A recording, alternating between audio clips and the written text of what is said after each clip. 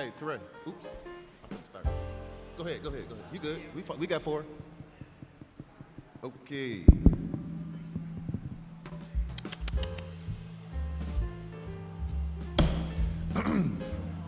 Yeah, we got 4. I'm not here. Okay. All right, I would like to call the Flint Board of Education regular board meeting to. Yeah, we do. We got 4. We can start with 4. Yeah. Okay, at 6:33 p.m. Board members, as I call your name, please say present for the record. Treasurer Luna is. I know. Yeah, we're gonna give him credit. I'm gonna go. Treasurer Luna. Does he have to say present or I can see him? Yeah, okay. Trustee Rutherford. Present. Trustee King. Vice President McNeil. Present. Assistant Present. Secretary Treasurer McIntyre is present. Secretary Perkins. Yes, present. And myself, President Clark, I am present. Okay, moving forward. I now call upon Secretary Perkins to read the district mission statement and first statement in the standards of practice. Mr. President, point of order. We can't hear you on the mic. You can't hear me? We can't hear the mic. We can't hear you on the mic. Testing. Oh, okay. I'll be right there. Here we go. Turn up his volume on his phone, on his mic. We can't turn the fan on. First page, Claudia. I know. Just gotta I'm gonna melt if that fan goes. get to it. Okay. I said, I'm gonna melt if that fan goes off. Oh, My Flint makeup Board man. of Education standards of practice in order to provide outstanding leadership and better serve the Flint community schools. We, the members of the Flint Board of Education, commit to the following standards of practice. Number 1, we will be consistent in our dealings with each other, as well as students, staff, and community. We will model trustworthiness and honesty in our relationships with each other, with our superintendent, and with our constituents. we will focus on common goals of providing the best education possible for the students of the Flint Community School. We will respect the diverse views that each of us brings to the organization, as well as the view of others that we interact with as we carry out the business of the Board of Education.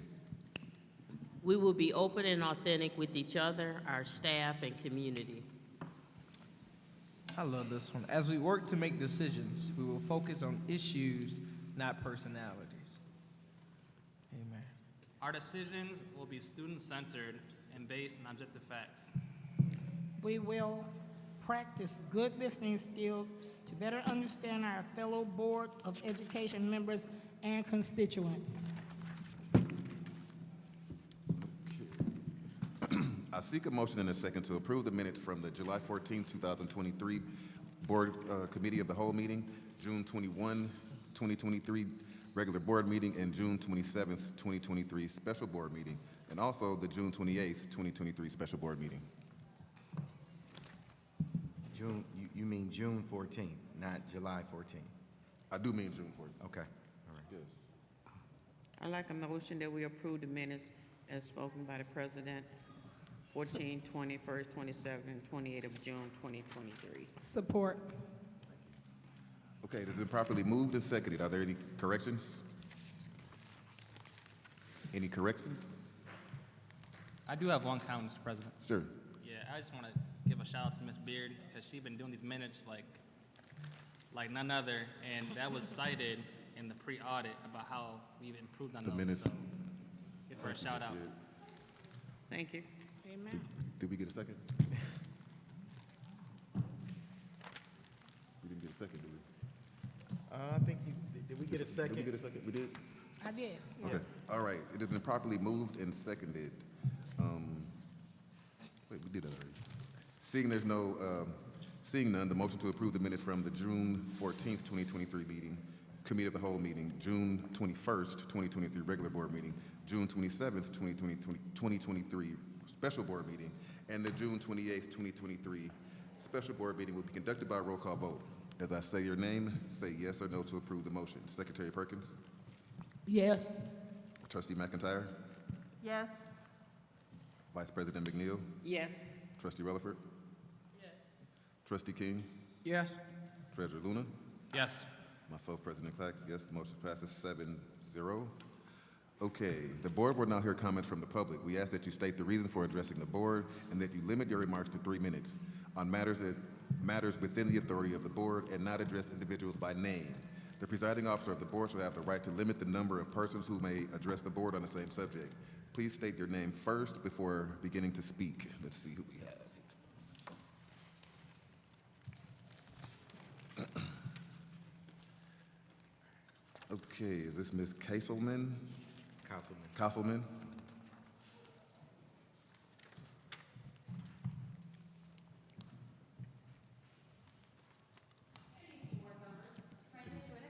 Thank you, Mr. Jones, for that correction there.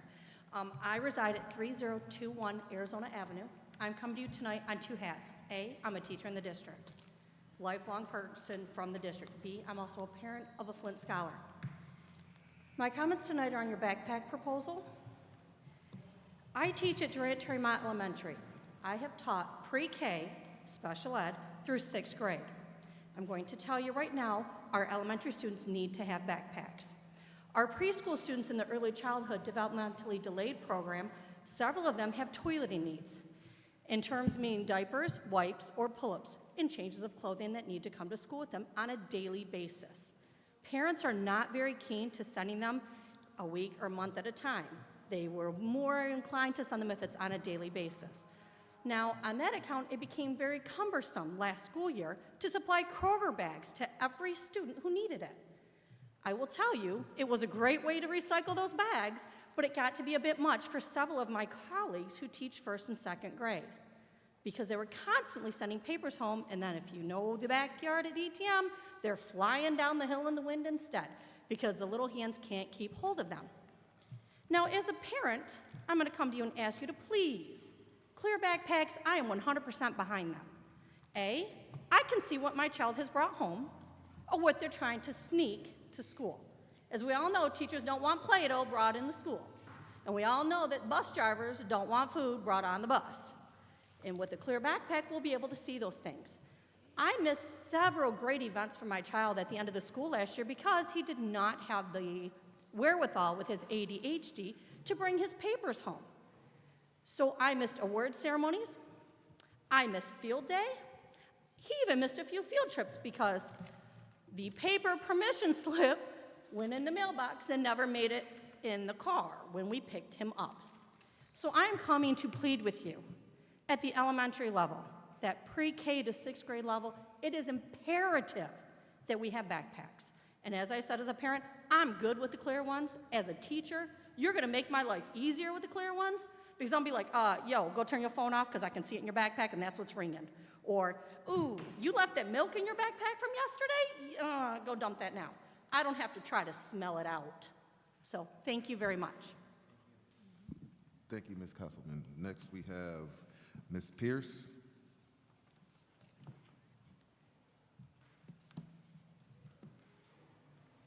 Good evening.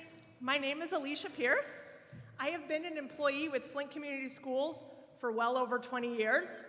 Most of that time, I served in the classroom as a classroom teacher. More recently, I'm assigned to the Office of Academics, the Office of Curriculum, as a district instructional specialist. I come before you this evening to speak on behalf of K-12 elective and specials teachers across our district.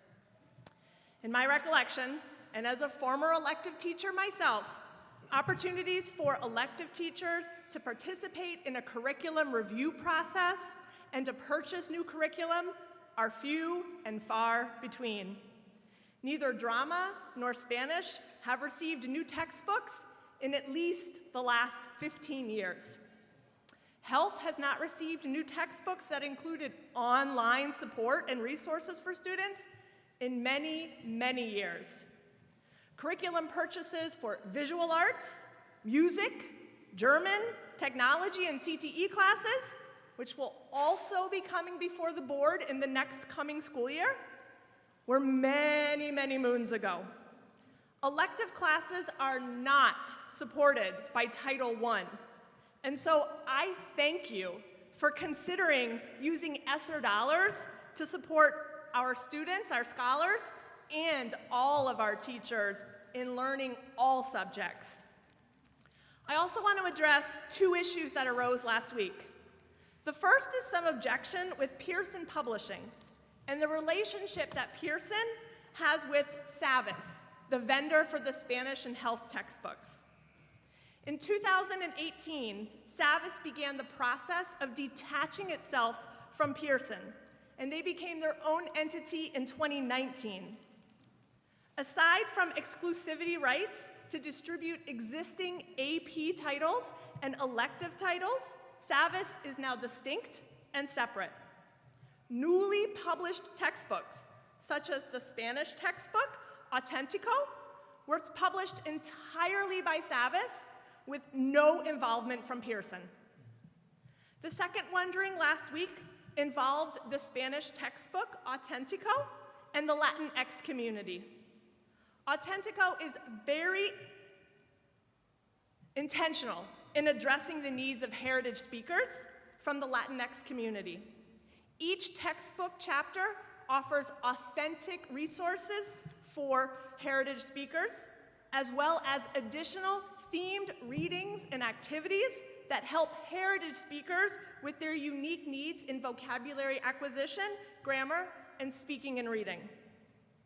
In addition, as a learning company, Savas is committed to promoting a culture that cultivates equality and inclusion for all their publications. In fact, one of Savas's core values as an educational company is to have unwavering empathy for all learners and all educators. Only through listening to and embracing multiple perspectives can we gain awareness and understanding. Again, thank you for supporting our scholars. Thank you for supporting our elective teachers.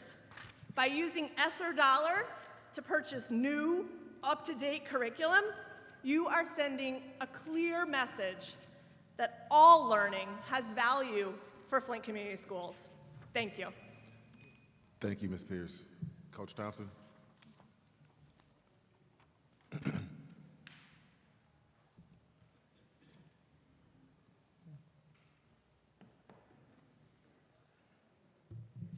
Good evening. I'm Jim Thompson, 902 East Kersley, Flint, Michigan. And I'm proud to be here and part of you. And I know together as a community, I represent the Central Park Neighborhood Association. We feel that we are together, especially with the daunting task that you have to answer the building crisis, vacant buildings, buildings that are dangerous. They serve no one in any of those communities. They're a haven for squatters, scrappers, vandals, arsonists, and there's another list of illegal activities going on at those properties. I know for sure that Central High School is one of them. If it's left in its current condition, things are only going to get worse. And the cost to eradicate that is going up every year. I think you know that. The citizens of Flint know this. You have a terrible, daunting task ahead of you. And the Flint Central Park Neighborhood Association is here to establish dialogue, to communicate. We want to become a partner with you in regard to the Central High School and the Whittier buildings. We would also request that the Cultural Center Security Department get written permission from the Flint Community Schools to be of service to you in regard to those two buildings. Please let us.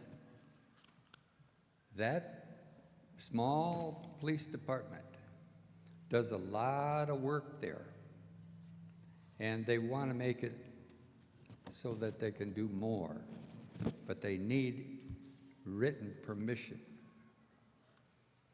from the Flint Community School District. That's all I have to say, and I have a countdown of 0. Thank you.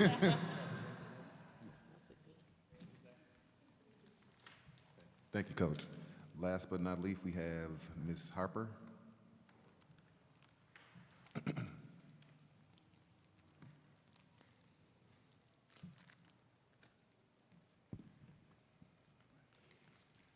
Good evening, Mr. Jones and board members. My name is Felisa Don Harper. My address is 2702 DuPont Street, Flint, Michigan. I am an EduStaff employee who serves Flint Community Schools in the capacity of secretary. I have come before you in the past asking for secretaries to have a raise. I also would like to say, if we can't have a raise, can you guys fold us back in and make us Flint Community Schools employees again? That's just something to consider. We work very, very hard. I also would like to speak and just paint a picture of what a school year looks like for an EduStaff employee. We start in August. September, there's intercession. So if you don't work, you don't get paid. And if you work, it's only 20 hours, so that's a half of 1 week. Then we are October, another intercession, the same thing. November, Wednesday before Thanksgiving, no pay because there's no school. December, we're out 2 weeks, 3 weeks, but we're not paid for 3 weeks. We come back in January, we don't receive a paycheck until the 3rd week in January from February. Then it's February, I'm sorry, December, excuse me. February is another intercession. March and April is intercession and spring break. May, the Friday before Memorial Day, no pay again. So that is what a work situation looks like for us EduStaff employees. We are not paid when all these days are on the calendar. We understand it's a balanced calendar, but just consider what kind of financial restitution you can give the EduStaff employee for all these days that we're out. Many have taken second jobs. Many have left and gone to somewhere else so that they can receive a salary. So I just came before you. Thank you so much. Have a good evening. Thank you. Okay, thank you, Ms. Harper. Is there anyone else that would like to address the board?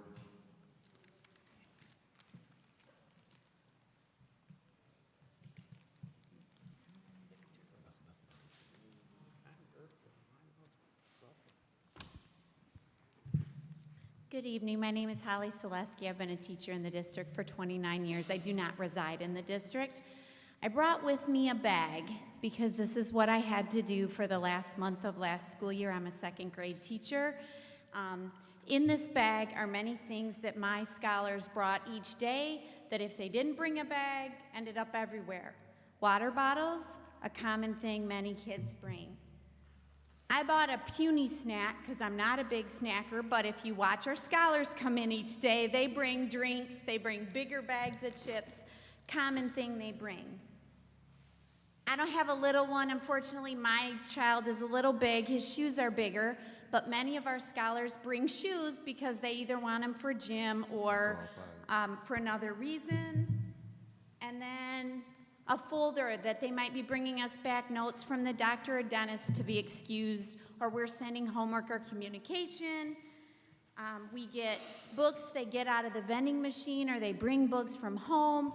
I didn't even put in here science projects, art projects. So please, please consider backpacks for our elementary scholars. It's just too much to carry in their hands.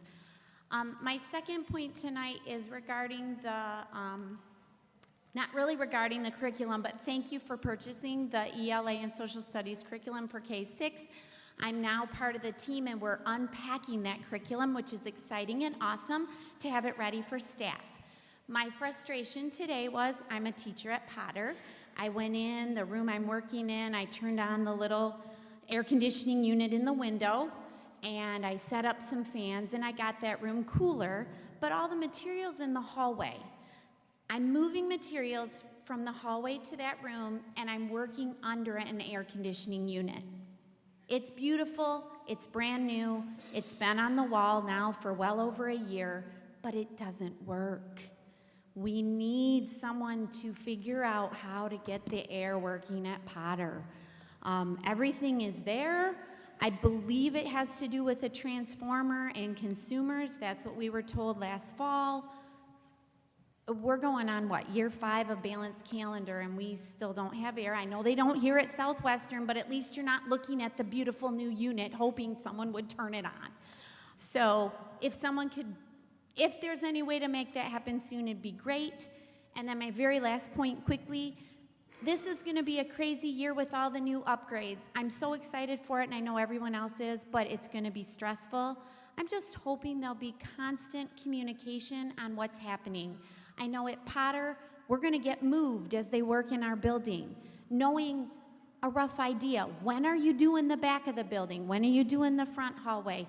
So I can prepare would be awesome and amazing, and I think help all of us. So we're excited to see the work, we just need a plan. Thank you so much for your time and your service. Thank you. I believe I saw someone else that wanted to.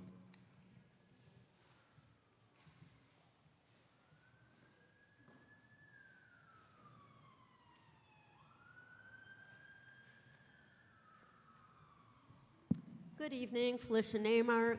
I am a resident in Clio, but a DTM staff member, an in-person speech-language pathologist direct hire, as you've heard me say many times. I'm here to speak about a couple issues tonight. The first one was I was not able to be at last week's meeting, but I was watching from home. And I know the board had asked, and Mr. Jones had asked to have some staff come up and talk about the backpacks. I work the primary, my primary responsibility on my caseload are our early childhood special education students at DTM, our self-contained emotionally impaired students, and our kindergarten through first grade self-contained cognitively impaired students, autistic students, and our general education kindergartners. So I'm dealing with a lot of very little people. And watching them come into school and at the end of the day with papers, and especially if it's a windy day, things blowing around, and those plastic bags get ripped if they have them. Our little ones, some of them still have toileting issues, so they're bringing diapers and wipes and changes of clothing with them. So please, I spoke with one of the ECDD teachers today, and she said, I heard you say you're going to the board meeting. Will you please, please, please request that, if not the whole elementary, at least our early childhood and our kindergarten students can have backpacks, because they need those things, you know, to bring those things back and forth so that they can have their toileting needs taken care of. I also have been working at Pierce over the last couple of weeks during summer school. We're doing a special speech summer school program with some of the self-contained special education teachers for students that did not get speech services. We're trying to be proactive rather than having to have state complaints from those parents that their students did not get speech services. And I look at the playground and I see there are signs all over it that say, keep off, not safe, dangerous. So I'm very concerned, and I know we've talked about this before, I've spoken about it. We need to look at school closures. There are less than 100 students at Pierce. There are other schools that don't have a lot of students, and we're hemorrhaging staff. And so if we could close some schools and combine the staff that we do have into the buildings, so we have full teaching staffs at the buildings with fewer buildings, that would be extremely helpful, I think, to our students, to our staff, to our administration, to everyone. And finally, I also want to discuss, I know last week you talked about the wonderful upgrades that we've had and the Holmes parking lot and that type of thing. And I was not sure what was going on with the lighting at Holmes because all of the wiring for the lighting, from what I am understanding, is under the ground. So before they did the repaving of the parking lot, did they work on that lighting, or are they going to have to tear up the parking lot to fix the lighting once the building is redone? I know that's my time. Thank you very much for listening. Thank you. Anyone else? Ms. Rodriguez?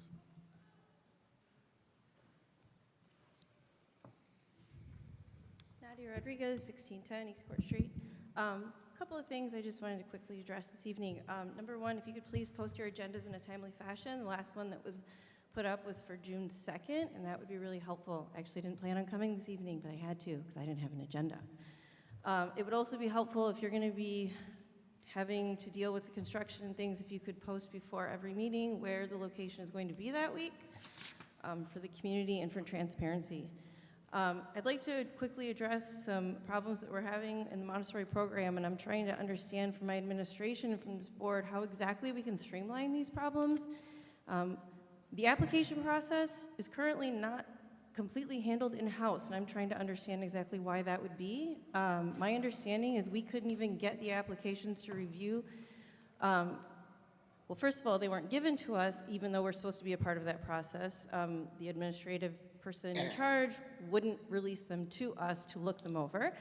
But also we were told they couldn't figure out, they were saying and telling parents that they didn't have them or that they had been lost.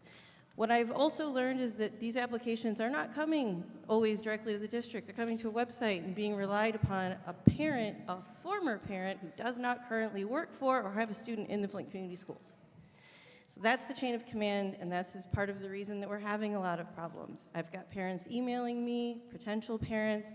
They want to bring their children to Flint Community Schools. They want to make that choice for their child to come here, and yet they can't get a response. They can't get a response from the administration building. They can't get responses at the building level, and they're reaching out to anyone and not hearing back.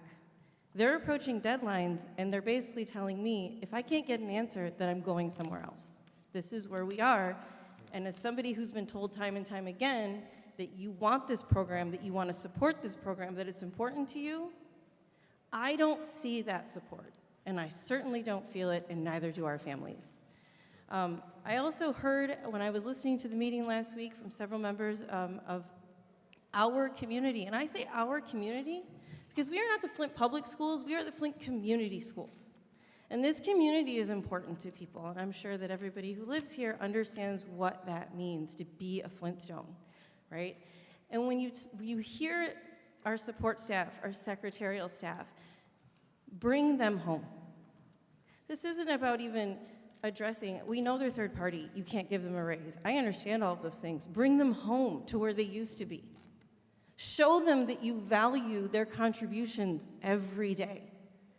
At Durant-Tremont, our secretary is there every day. She's there today, she was there yesterday. They're not off, but they're not being treated with the kind of respect and for what they give and the way that they support us to be able to be in those buildings and support our students day in and day out. Do the right thing, bring them home, make them whole, show them that you support and care about them. Thank you. Thank you, Ms. Rodriguez. Is there anyone else that would like to address the board? Okay, thank you. At this time, we'll have a presentation from Plante Moran. Cresa, please come forward.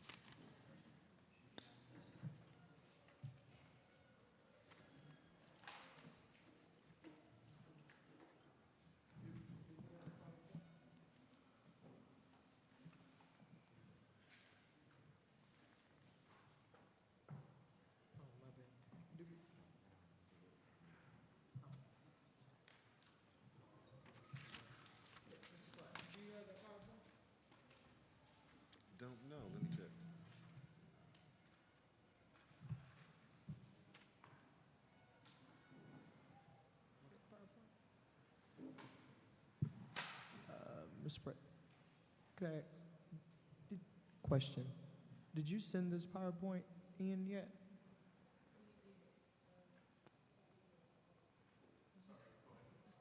We did to Superintendent Jones. Okay.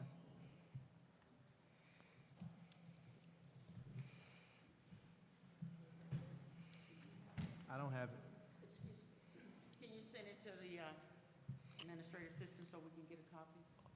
Mr. Jones has it. Yeah.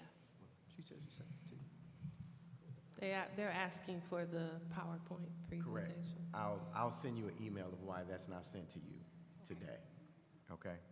Sweet. Hi, I'm Nicole Blocker, Senior Vice President with Plante, Moran, Cresa.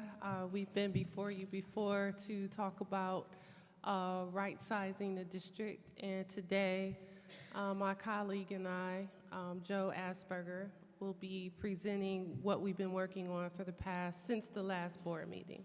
Thank you.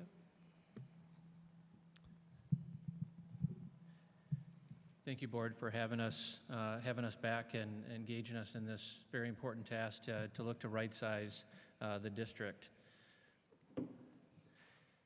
Our presentation tonight will be a reflection of some of the things that the seeds that we had planted previously, really looking to try to get to the cohort model that the district desires moving forward. And after our discussions looked at, a PK 5, 6, 8, 9, 12 model. We had also discussed a PK 6, 7, 9, 10, 12 model, and then looking at a consolidated PK 6, 7, 12. Excuse me, I'm sorry. I can't. Could we just get a quick email of this?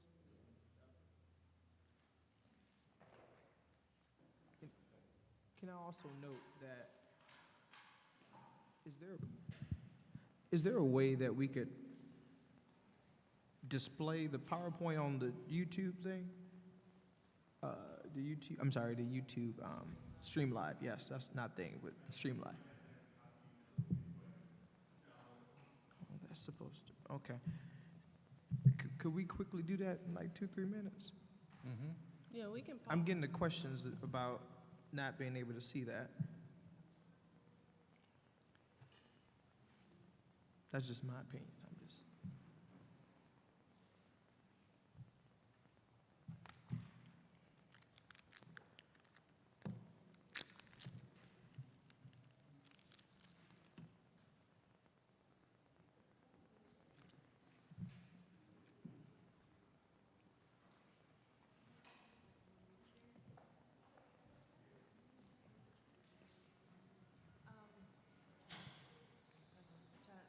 To President, to Vice President McNeil, perhaps my fellow trustees could be accommodating and move a little, and we can look at that while they continue their presentation, just so we can be respectful of their time. This is just a visual aid to the presentation. It's not the presentation itself, and I think we're fully capable of engaging robustly with information. No matter what the format is, so. Certainly.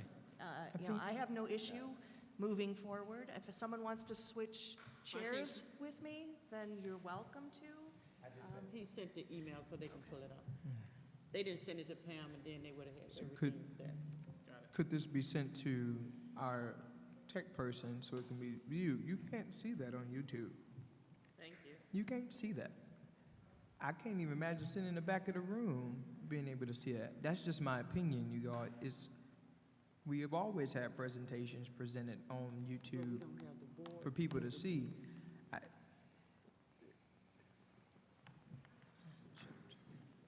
That's my opinion. I understand trying to be fair, trying to be accommodating, but our public need to see this as well as we move.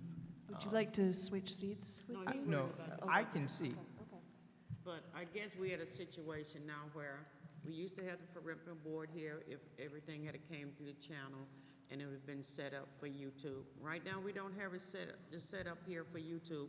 We're not at ALA. So what is the consent of the board? Because we're not going to sit here and go back and forth. What do we want to do?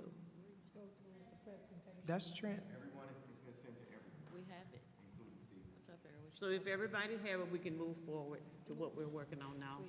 Can we put it And on we'll make YouTube? sure that, the finna put it on PowerPoint can get to the public if they need it.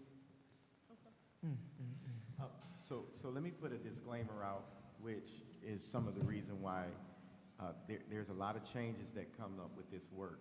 Yeah. And oftentimes, the conversations is out in the public that this is happening. And really what it is we're in the process. And when we first started this process, PowerPoints were out to the public as if we were closing a particular school, and it causes a lot of issues around that. So, you know, after working with Plante, Moran, Cresa, we wanted to kind of streamline the conversation as much as possible because changes are going to be happening in that process until decisions are made. So we're trying to streamline this particular work and make sure that we're updating the Board of Education, but not putting information out to the public that's saying, this school is closing Okay, yeah. next week. This school is these are plans and research for the board to use to make decisions for the future of Flint. So we want to kind of streamline that work as Plante Moran do with most of the districts they work with. We don't do mass mailings of this type of information. It's what I'm told by the team, and so we're trying to streamline that as much as possible. Doesn't mean we can't put it up while we're here at the board meeting. Okay? Thank you. That's a question. So, understanding that, could we get it at least before the board meeting start? It's on YouTube now. Yes. That's not what I'm saying. So moving forward, Thanks. if I'm going to ask my administration team moving forward, because this is me, I'll own this. But moving forward, if Plante Moran is on the program, please reach out to make sure we have their presentation. Okay? Thank you. Very good. Would you like us to wait for Ms. McNeil to return, or should we continue? No, he said, you're all set to go. Very good. And so what our presentation this evening will look at, which helps to drive and reinforce what Mr. Jones is saying, is that our objective is to bring data and reveal data in real time and looking at the characteristics of things as far as demographic enrollment, looking at buildings, looking at building utilization, looking at sizes of the buildings. And again, each of these are trying to find a right size. What is the right size student cohort and population for each school? What support and what buildings would support that? The sites that they're on, the neighborhoods that they're in, the roads that come and go from them. And so as we look to try to narrow a decision on cohort plays significantly into how many students we're looking to occupy in each of the buildings. And so, again, as we shift with some of these, it certainly allows from, as you transition from elementary to a secondary level, allows for some of those as you already experienced in, say, like Brownell, where you have, because of space issues, up to fifth grade. And so it allows us to kind of overlay those as we look at the buildings. So we're going to move on, and we'll look at building kind of site expectations, understanding what it takes to operate at each of the levels, various considerations, and then moving into some of our recommendations as we see based on the data that we know. As we look at kind of our goals and objectives and looking at the pupil enrollment, we had essentially, as we share up above, looking at kind of the groupings of scholars that meets with those different cohorts. What's the right cohort? The current, of course, being a PK 6, 7, 8, 9, 12, but what other ones fit? As we look at kind of examining how many scholars per building that we're looking at, how many scholars are optimal to have in a building, aside from how many actually fit today, but being able to look at how many scholars do we want to look at as we consider and assess the buildings, assess opportunities for change and growth. What we're identifying is across the industry, elementary, looking at a 5 to 650, secondary levels, whether that be a middle school or high school, typically in a 500 to 1,000. Currently, Flint Community Schools, the scholars on the low end, examples of Pierce, there's 122 scholars, and at the high end, at the elementary level, we have 451 scholars in a building. Secondary level, low being 155, which is the ALA, to the highest in, occupied facility at 470. Industry looks to try to right size between 500 and 700, and secondary between 750 and 1,500.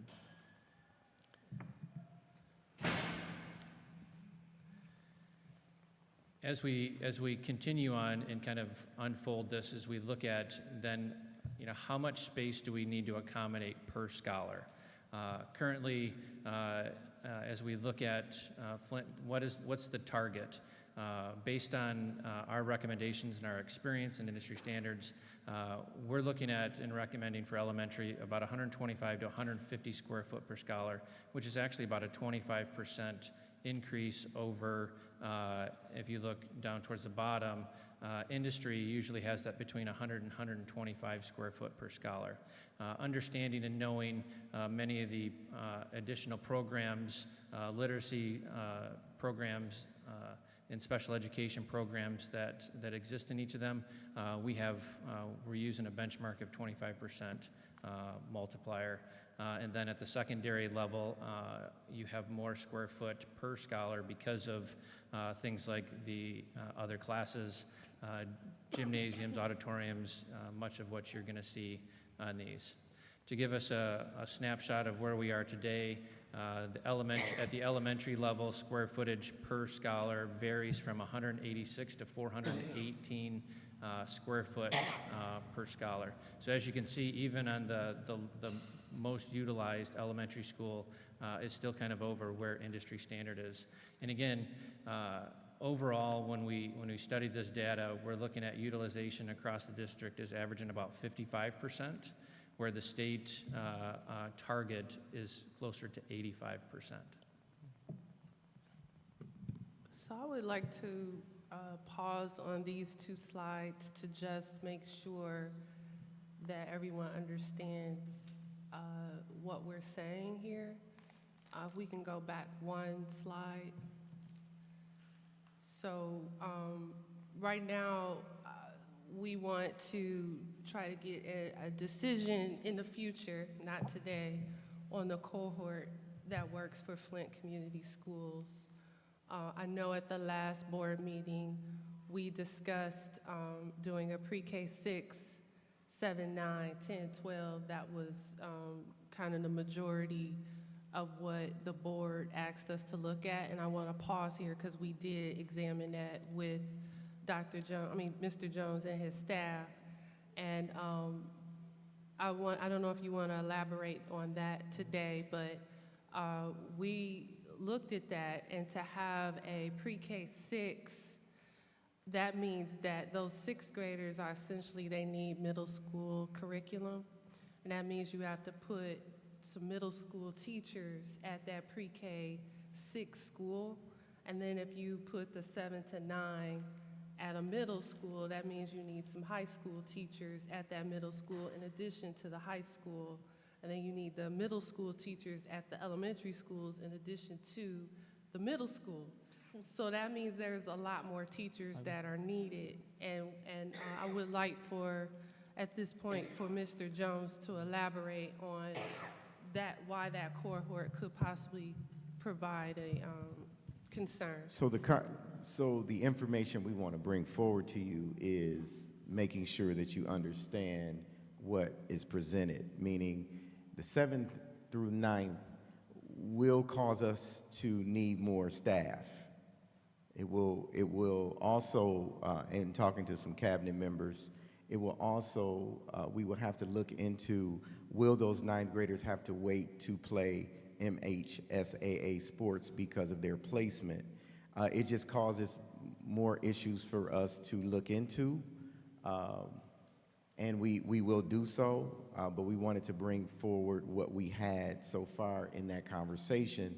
When you look at the pre-K 6, 7, 9, 10, 12, we will need more staff, and we're already kind of strapped at the moment for staff as it pertains to teaching positions. So that's the homework we done with that particular spacing. Mr. President. So are you saying with that PKs through 5, 6, we won't need as many teachers if we did the PKs through 5, 6 through 8, 9 through 12? So that's currently what well, the first one, or are you talking about the second one? Pre-K 5, 6, 8, 9, 12? Yeah, the second bullet. So you can have self-contained teachers pre-K through 6. So those will be self-contained. If you go towards a model of pre-K 5, 6, 8, 9, 12, what we are doing is saying that we are putting all of our 6th grade students, we're taking them out of our elementary schools and we're putting them into our middle school across the board. Which what we're finding currently right now is we're having a drop-off as it pertains to our scholars that are leaving their principal that they've been with, or their school that they've been with, and teachers that they've been with since pre-K. We're finding a drop-off when the current culture situation we're having in our middle school is what it is over the last 4 to 5 years that I've been here, and it could be longer, but we're having a drop off there. And so our current situation with the pre-K 6, we can even go to pre-K 6 even in Brownell as we look to the future, and then have a 7-8 and a 9-12 model, or the pre-K 6 with the 7-12 campus, not 7-12 model that we're doing this year. But a 7-12 campus will look different than having 7th through 12th grade all in the same building. A campus would mean that they have their own space, their own entrance, their own building, but a gymnasium in the middle and maybe a cafeteria in the middle as well. So it's still their own building, but it's on one campus, so you're paying for one campus instead of paying for two. So the ideal situation currently per capita would be the model we're currently looking into for pre-K through 6, the 7, 8, 9, 12. Right. Dispelling the pre-K 5 at Brownell and making that a part of the pre-K 6, or the pre-K 6 model 7, 12. But we're still exploring with the board and having conversations about every single one of those models. But we're getting closer to trying to get you all a plan that makes sense per capita and also that makes sense for academic reasons. So that's I hope that explains. It did, yes. Okay. We just wanted to let you know we heard you at the last board meeting. Correct. We took that as our homework, and we wanted to report on that today. And nothing is off the table just because we're explaining it the way we are. We're not taking anything off the table. We're just trying to make sure you understand some of the things that we have been able to find out about the request. Absolutely. Treasurer Luna has a question. Yeah. Through you to Mr. Jones, Mr. President, could you help us understand how teacher certifications factor into this kind of model? Sure. Because that's a big thing, and Yeah. Sure. it goes to staffing. So most of your, so pre-K 6th grade is like self-contained. When you get to middle school and high school, you have more of teachers that work in content areas. They are certified in content areas, right? And so when you begin to break that up, then we have less resources in buildings, right? And so as we see, we are in a shortage crisis now, not just Flint schools, but across the United States. We'll be making that worse if we're breaking up these schools or these grade levels to where we have high schoolers in the middle school and high schoolers in a high school. So we won't be able to utilize a teacher in more than one area if we're breaking them up like that. We'll be needing more teachers in that situation. Thank you. Okay. Vice President McNeil has it. I just want to speak directly to you and the people that went to Orlando, I think we saw a school with a campus like that in Orlando. And did they have a kindergarten, but they just had what? I don't recall. Say what? We was talking about the school we went to Orlando that had a campus. I think they was 7 through 8 and 9 through 12. Right. It was. So you're saying if we had a campus, that's what it would look like, 2 different buildings? I'm saying if we stuck with a model of 7th and 8th grade, pre-K 6, right, for elementary, 7th and 8th grade, and then 9th through 12th, that's currently what we're doing with the exception of Brownell. We could make Brownell pre-K 6 again, right, so that the whole model is pre-K 6, 7, 8, 9, 12, or you can go pre-K 6 and then have a 7-12 campus. These are more cost-efficient models for us as a district. The most cost-efficient model would be the pre-K 6, 7, 12 model. That's cost-efficient. All right. So we're just doing the homework from the last meeting that we had, and bringing some more information to you about what we discussed. Okay. But to your point, there are school districts that are building those campuses like what you saw in Atlanta. We're working with our clients in Grand Rapids, Southfield, Detroit. They're looking at doing, even Redford Union, they're looking at doing campuses where, like Mr. Jones said, I'm speaking that into... Might as well go ahead and finish up, right? They're building these campuses, which are beautiful, and it's more convenient for parents too, where you can drop off at the same location for your 7th through 12th grade curriculum. But a lot of school districts are looking into that model. So I did hear you say you saw that in Atlanta. Yeah, I was interested in that model as well. So let me say this before we move on.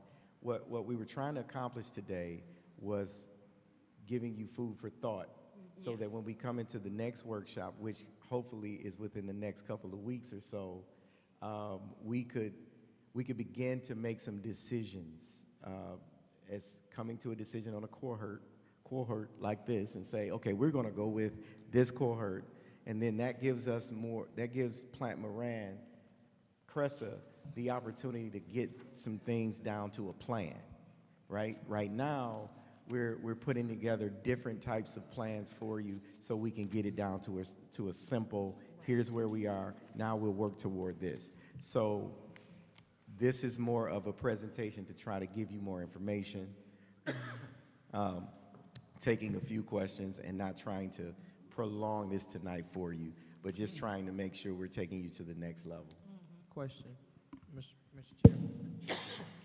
I just asked a suggestion that, as we look for future building, could we have like different examples of other districts, like tangible for us? Like, what does that look like for that district?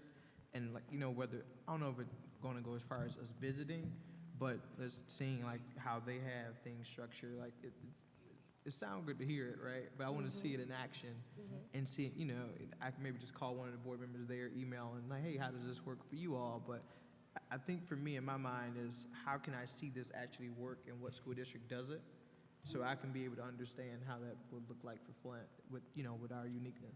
Absolutely. Certainly we can provide some of these examples. Sometimes it's at this level, really what we're trying to do is peel back the onion.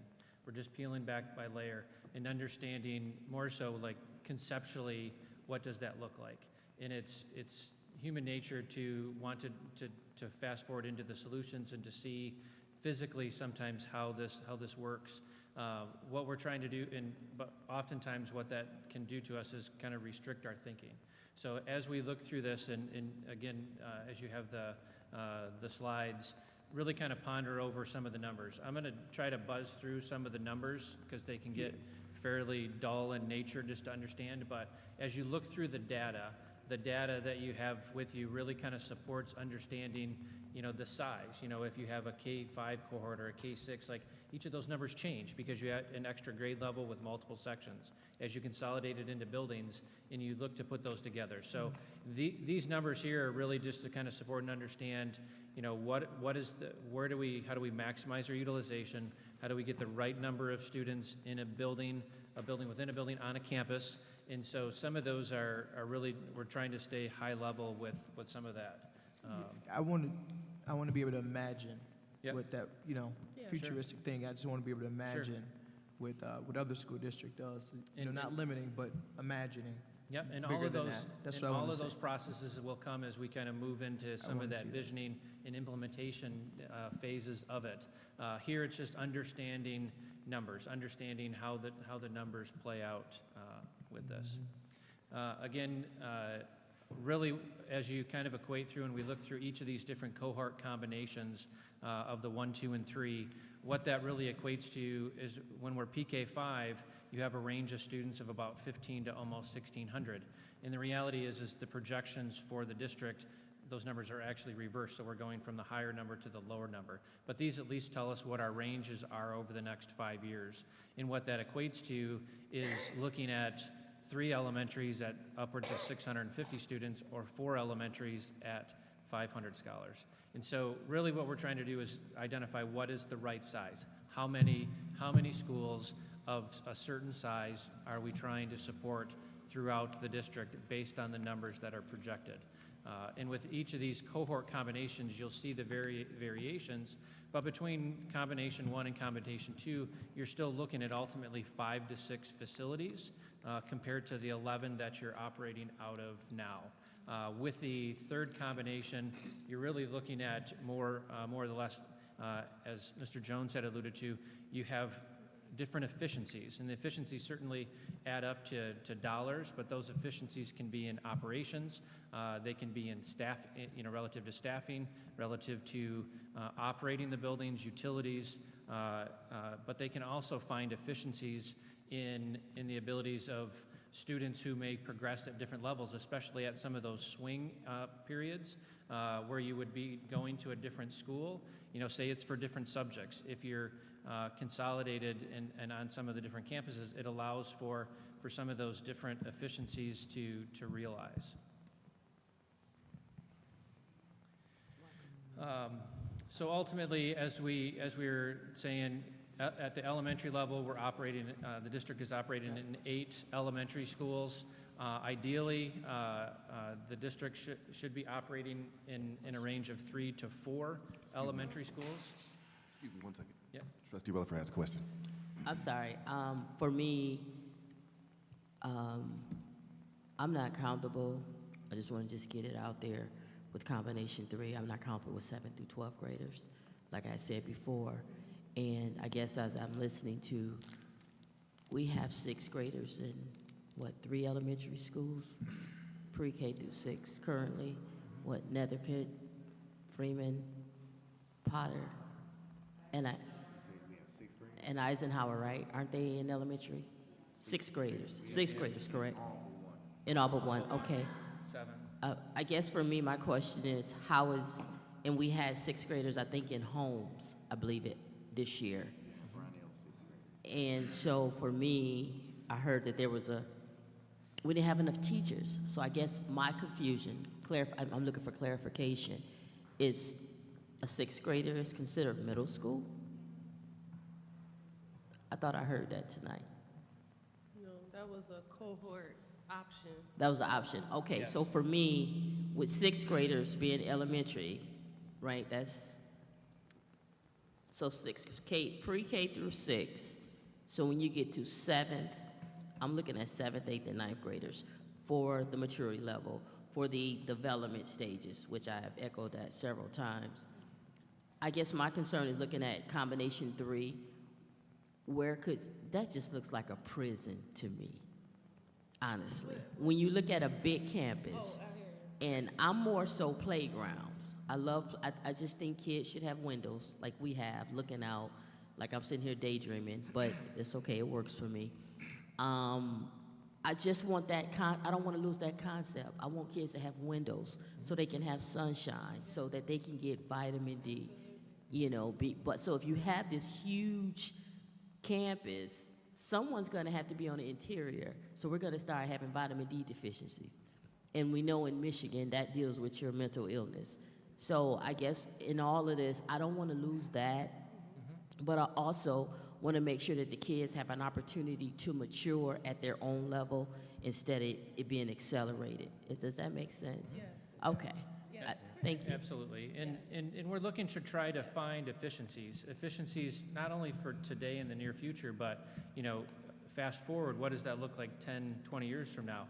And so as you look at, and we have conversations around certifications around teachers, that 5 to 6 allows some of that opportunity. Sometimes, as you're seeing now with Brownell and Holmes, allows for some of that swing to be able to shift some of those as your populations change without necessarily having to add on to a building or some of those type of things. So those give you some efficiencies when you can look at, if we were to look at a PK 5, 6, 6, 8, 6 through 8 and 9 through 12, or however that looks, even if it's PK 6, 7, 9, it really just allows us, based on the numbers that can support, and we can look operationally how to, with some of that flux depending on where the numbers are.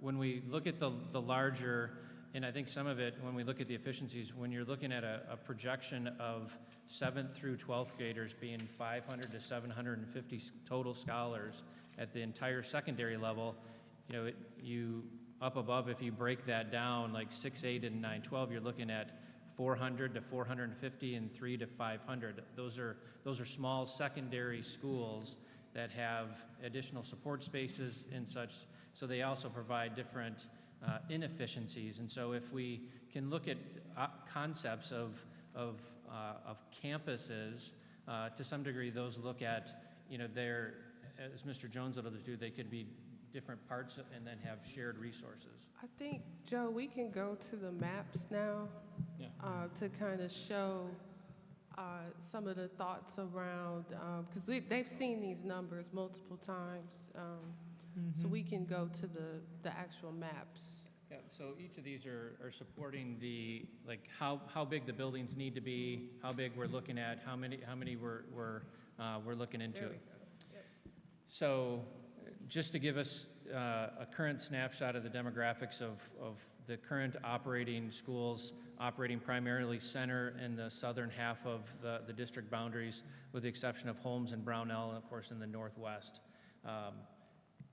As a reminder, as we understand what is the total infrastructure that Flint Community Schools has, the purple dots actually represent all of the currently unoccupied facilities throughout the district. So if you overlay those and flip those, you can see the variation. As a reminder, if we think about what is the need moving forward. The student residency map, the blue dots represent where each of the operational schools are. This is a heat map, essentially looking at, based on cohorts, the existing cohort models, kind of hard to see from the distance, but each of the different dots will represent the different cohorts, and understanding where the students are actually residing in relationship to the schools.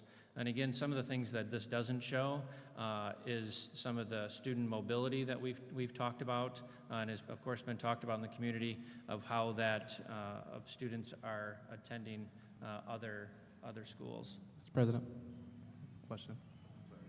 Yeah, and it may be later in the presentation, so my apologies, but was there a better estimate of how much it costs for the district to maintain the vacant properties annually? We could identify that, and to some degree, we'd be making some assumptions. It really just depends on how, at what level the district is operating those. The vacant parcels were not part of our, any of our assessment process. You know, this is, you know, me being a Flint guy, also understanding the depth of it and taking that so that you really have informed data and have as much data as possible to know what it is. But in some cases, I think some of the schools that aren't operating as schools are operating at different levels. Northwestern, I think, is operating for food service and some others. And there's some that are literally mothballed. So the you know, Sure. there's It such makes an sense. No extreme worries. I was variation. just curious. Thank you. Yeah. So as part of our assessment, we looked at, again, trying to understand, you know, what does it take for an elementary school to operate? And we looked at, if I flip back and look at our elementary schools, again, looking at trying to get to 3 to 4 in bold, looking at schools of 500 to 600 scholars at so many square foot. So again, we're looking at buildings and sites that can essentially accommodate, you know, at 65 to 100,000 square feet at elementary level with around 10 acres. Again, trying to accommodate, as many of these buildings were developed at a different time, developed when there was actually active city park systems. Now the schools operate in much of the way as these epicenters within different communities. And so they require, when they were developed on very small parcels because of the demographics being far different than what they are today. At the high school level, we're looking at, again, 1 to 2 buildings at the secondary level of buildings that are going to hit a target of 100 to 200,000 square feet with an approximate acre of 20 plus acres. So again, we're thinking about, as we're right-sizing, what of the real estate portfolio fits the district. Not all of the facilities can kind of meet these characteristics to allow for the maximum potential as well as any future growth. So our first exercise was really just a matter of elimination. The black X's really identified those sites that at an elementary level are really just either too big or far too small and don't accommodate that. And so we essentially identified a short list of several of those schools that you see there, and understanding, you know, those would fit a lot of these characteristics. So for your exciting homework for the upcoming workshop, these buildings that are starred right now could accommodate your 4 to 5 elementary schools. So just when you guys go home and you actually digest the PowerPoint, that's what we're asking you to look at. The big red stars. The big red ones, yeah. Yep, the big red stars right now can accommodate your 4 to 5 elementary schools. So to help like process what's important for tonight is what we're trying to do. There's 3 parts to this. Number 1, right sizing. Yep. Okay, determining what we're going to look like in a phase 1 approach. Number 2, as we get into determining what buildings we are going to leave open and close, then we need to determine what other buildings in a slow walk process that we need to close. And then also you look at, as a board, phase 3, how are we going to look for the future, and where do partners come into that as it pertains to helping Flint become what we want to be in the future. So what I asked Plante Moran to do is not give it all to us at once, but let's right size. Let's look at the right sizing, and let's determine that. And then we can look into, you know, how we're going to look for the future of Flint. Because if we try to do it all at once, we probably won't get anywhere anytime soon. It's going to take a lot more work. So just trying to kind of peel off the layers, as you stated. And I think what's going to be good for the board to see is the phase 1 and the phase 2, so that they can get into seeing what they need to think about as it pertains to building closures. Correct. And then to your point, What is this cost? How will this help us with costs? Once we get these answers and get closer, we can start developing that for you. Because I hear you, Treasurer. So, question. I see here, Mr. President, is that all right? I'm sorry. I just want to make sure. Sorry. Trustee King, go ahead, sir. Let's say, for example, the Star by Potter Elementary, and it's a and Longway Park. So is this supposed to be a building expansion, or what would this look like? So what we wanted to identify are, there's several of the schools that have honestly unique and from our perspective, opportunities. And so as I alluded to, when you looked at a city that was built around schools and park systems, you'll see several of when several of your schools were created, they were on or adjacent to what are existing Flint park systems owned by the city of Flint, and wanted to identify those and really kind of reveal those as we see as from our experience as opportunities. And so in some cases, you know, with the loss of signage, with depending on who's maintaining and operating, I would bet if you were to poll many community members, many of them don't see the difference between the school and the park. But that the realities is those exist there.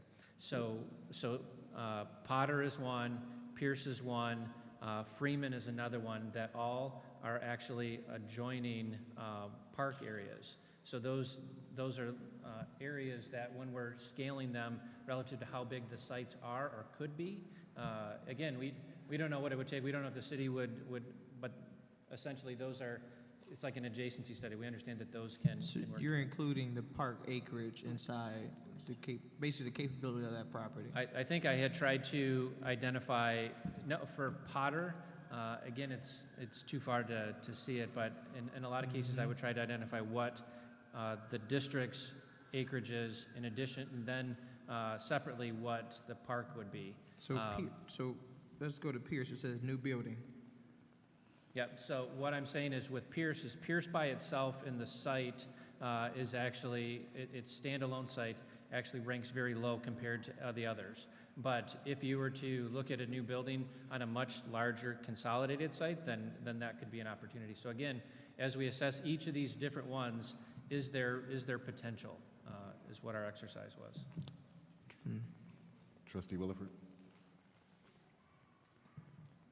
Oh, you said Luna. You said relevant. You said Rutherford? I thought you said Luna, I'm sorry. Okay, in looking at this, I noticed there's no star, let me see, to the left. See all these X's where former Williams, and then you have Longfellow. So with all these X's, I guess these are closed schools? Yes, several, I mean, whether they're starred in red or starred In X'd black. out, we literally did not, these were all buildings and sites that are there. Okay. Certainly, there's variations of whether they're operating or not, and so there could be characteristics that say, let's reopen a school, let's use that site. Again, we're not trying to get to the solutions, just understanding characteristics of acreage, of demographics, where it is in size of building. I think what's important to me is no hour-long rides to school. Okay. Because coming from the north, all these X's that's together, that's the north end of Flint. So that means everything is on the south, or people that went to school on the south side, when Holmes was open, they had to go all the way over. So that's an hour drive. What's important is decreasing that hour ride to and from. That's 2 hours on the bus. So as we're moving forward, can you guys also keep that in mind, that to decrease the bus ride? Certainly, Transportation. and you'll see that as we move on to some of our phases. I actually show half 1 mile and 2 mile radiuses so that you get a sense of distance, because that's helpful too, to your point. I just want a Understanding good distance. balance as Yep. it relates to where Yep. the schools are located. And again, as we assess each of these, Okay. again, this is first pass, how we would get to at an elementary level. These, whether they're operated or not, these have characteristics for acreage that would accommodate or building size that would accommodate. Because we talked about an elementary school on each side, north, east, south, and west of Flint. So- Okay. Yep, And we'll get to where that. it says those stars, our options. Gotcha, okay. And- Thank you. And again, we'll go through, there's really just kind of a grading kind of policy and an elimination policy that you'll see. Secondary level, again, we're looking at a much larger building, a much larger site. Not all of them will work, and in some cases, they're actually much larger than what you would need. You know, when you look at the former Northwestern or former Northern, those buildings are much larger than what your projection for numbers are. But it's not to say that they couldn't have opportunities. You could, you know, potentially repurpose those, maybe reduce the sizes of the buildings and make them more optimized. Again, we're just looking at, you have a very large portfolio to work with, and so we're just really trying to peel back the layers and understand where there's opportunity. Again, this same exercise at the secondary level. These next few slides really just go through and you'll see kind of a grading scale of kind of 1 to 5 as you look across each of these in a table form, understanding based on the building size, the building acreage, how we kind of rated and graded each of these. So the first slide really kind of assesses, here's your current portfolio of operational sites and how we graded those that are operational. This list actually then gets into the purple dots on the previous maps and is identifying all of your non-operational facilities that actually have buildings on them. And so you'll see several of them, especially at the top of the list. The top of the list, there's still several one-room schoolrooms that are still standing, which won't serve any purpose moving forward. And so as you look at each of these, you can kind of understand how each of these rate one against the other. And again, looking at your entire portfolio, not having any preconceived notions of this is what's operating or not. And then the last slide really just kind of looks at all your vacant parcels that the district actually has. There was really only one site that showed potential, and that's the former Cody Elementary over on Fenton Road at about 11.5 acres. Again, it's a blank slate, but again, understanding that that's opportunity. Where it sits within the district, again, these are just measures that we're looking at. So this exercise, this is really where kind of the meat of some of it gets to. As we, and talked to Mr. Jones, really wanted to look at kind of a phased approach and how we step into right sizing. So what you'll see is in the red are, as we took that, all of the list of the X's and the reds and narrowed it down and said, here, these are actually the top sites. Again, we're trying to get down to a number of 3 to 4 or even 5 elementary schools.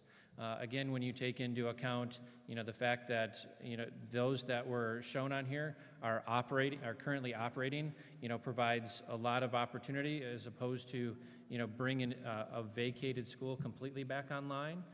It's not to say that that isn't possible, but there are just different challenges that play into it.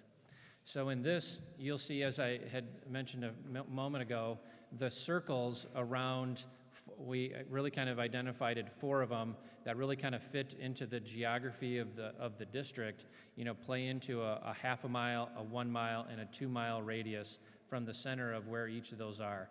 Again, that's as the bird flies, and roads and everything else play a different factor, but at least it gives you a sense of how far buildings are one from another within the district, but gives you an idea of positioning.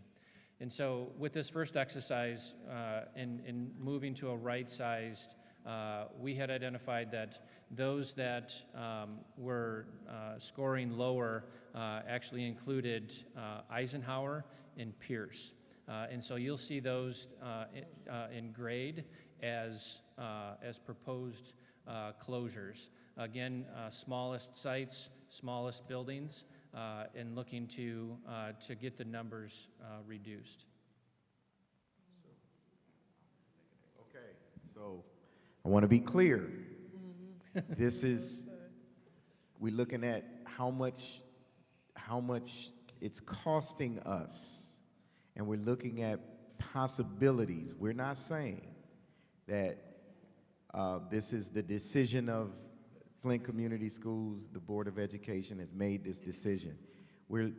Plant Moran Cresa's job is to do what is feasible and right as it pertains to cost for Flint Community Schools. What the board decides, what Flint Community Schools decides, is going to come at the time you make that decision. But it's their job and our job to work with them to give you the real black and white picture. And that's what they're doing at this time. So I don't want anyone watching to say they're going to close our school. That decision has not been made. I just want to be clear. And nothing you see today is a decision made. But this is doing the right work so that we are in the black moving forward in Flint Community Schools. All right? Okay. Trustee King has a question. I see it on the next slide, so never mind. That's okay. The next slide, you'll see. Very good. That's all I was So mentioning. really what that means is, again, validating the numbers. So when you look at a reduction from 8 to 6 schools, you're still looking at, as we look at the building capacities of those buildings as they are today, you're looking at capacity of upwards of 2,800 scholars. If that was at a utilization of 85%, you're looking at just under 2,400. Our current enrollment, you're looking at under 2,000 total at the 5-year projection is under 2,000. So again, the closure 2 doesn't really get us to that right size, but you can see that it actually gets us closer. And if we look at how many we're trying to accommodate, if we're doing a K-5 cohort projection, you're looking at 15 to 1,600 scholars that are projected to occupy all of those buildings. So again, 6 buildings as they are, just understanding where they're at.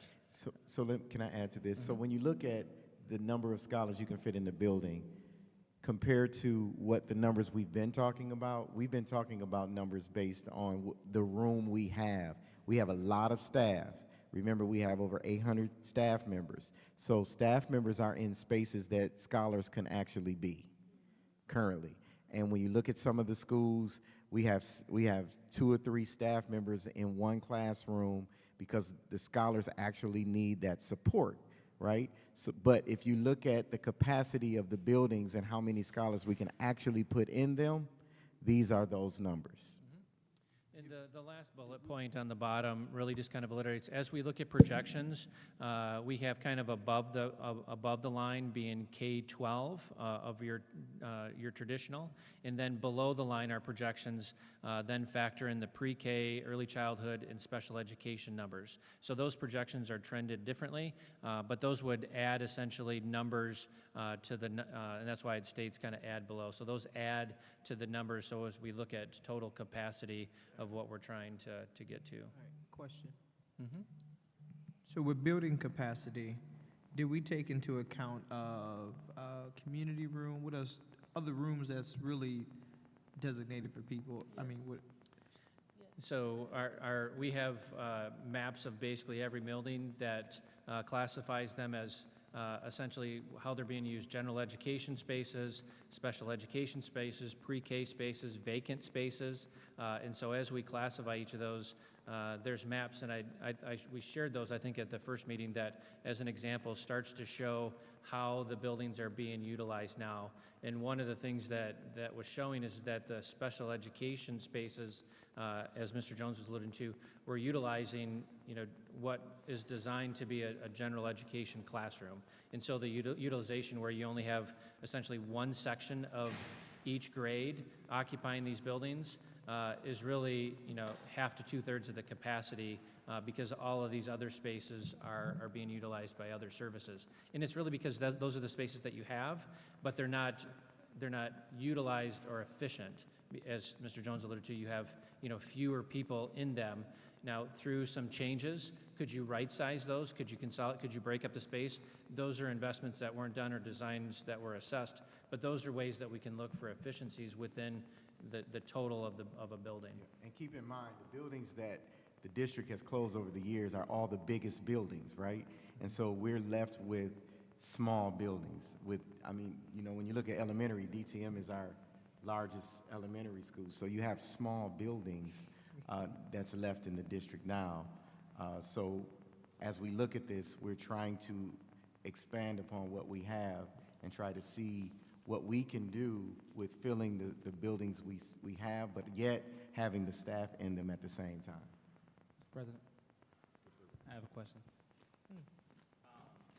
When it comes to that Flint Northwestern property and how we utilize that, would you say that probably is one of the most inefficient properties we have that is still being used? It ranks up there, certainly. It's pretty up there? Okay. Yeah, but it is, as you look at, just from a standpoint of, the district boundary literally goes around the property, so it is the furthest north. So when you think about travel distances and stuff like that it's inefficient in that way. The fact of, it's 350,000 square feet as a high school, and even with a joint secondary, if we had a 200,000 square foot, would literally accommodate our middle and high school students. So, there's a lot of inefficiencies based on the demographics of what you're looking at today. I'm going to do my best to work through the slides with what I can see. I think. He's gonna try to move it over.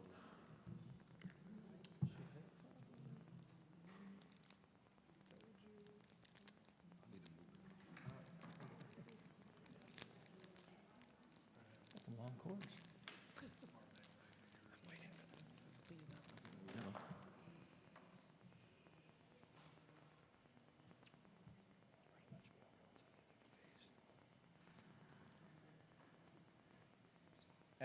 At the secondary level, again, this first phase doesn't really make any impact to the secondary level, and so there really isn't any changes. So this data really is going to kind of support those different cohort combinations and how many scholars you're looking at each of those when you put those together. A second phase consideration would be looking at closing one additional elementary school, and in this case would be Nethercutt.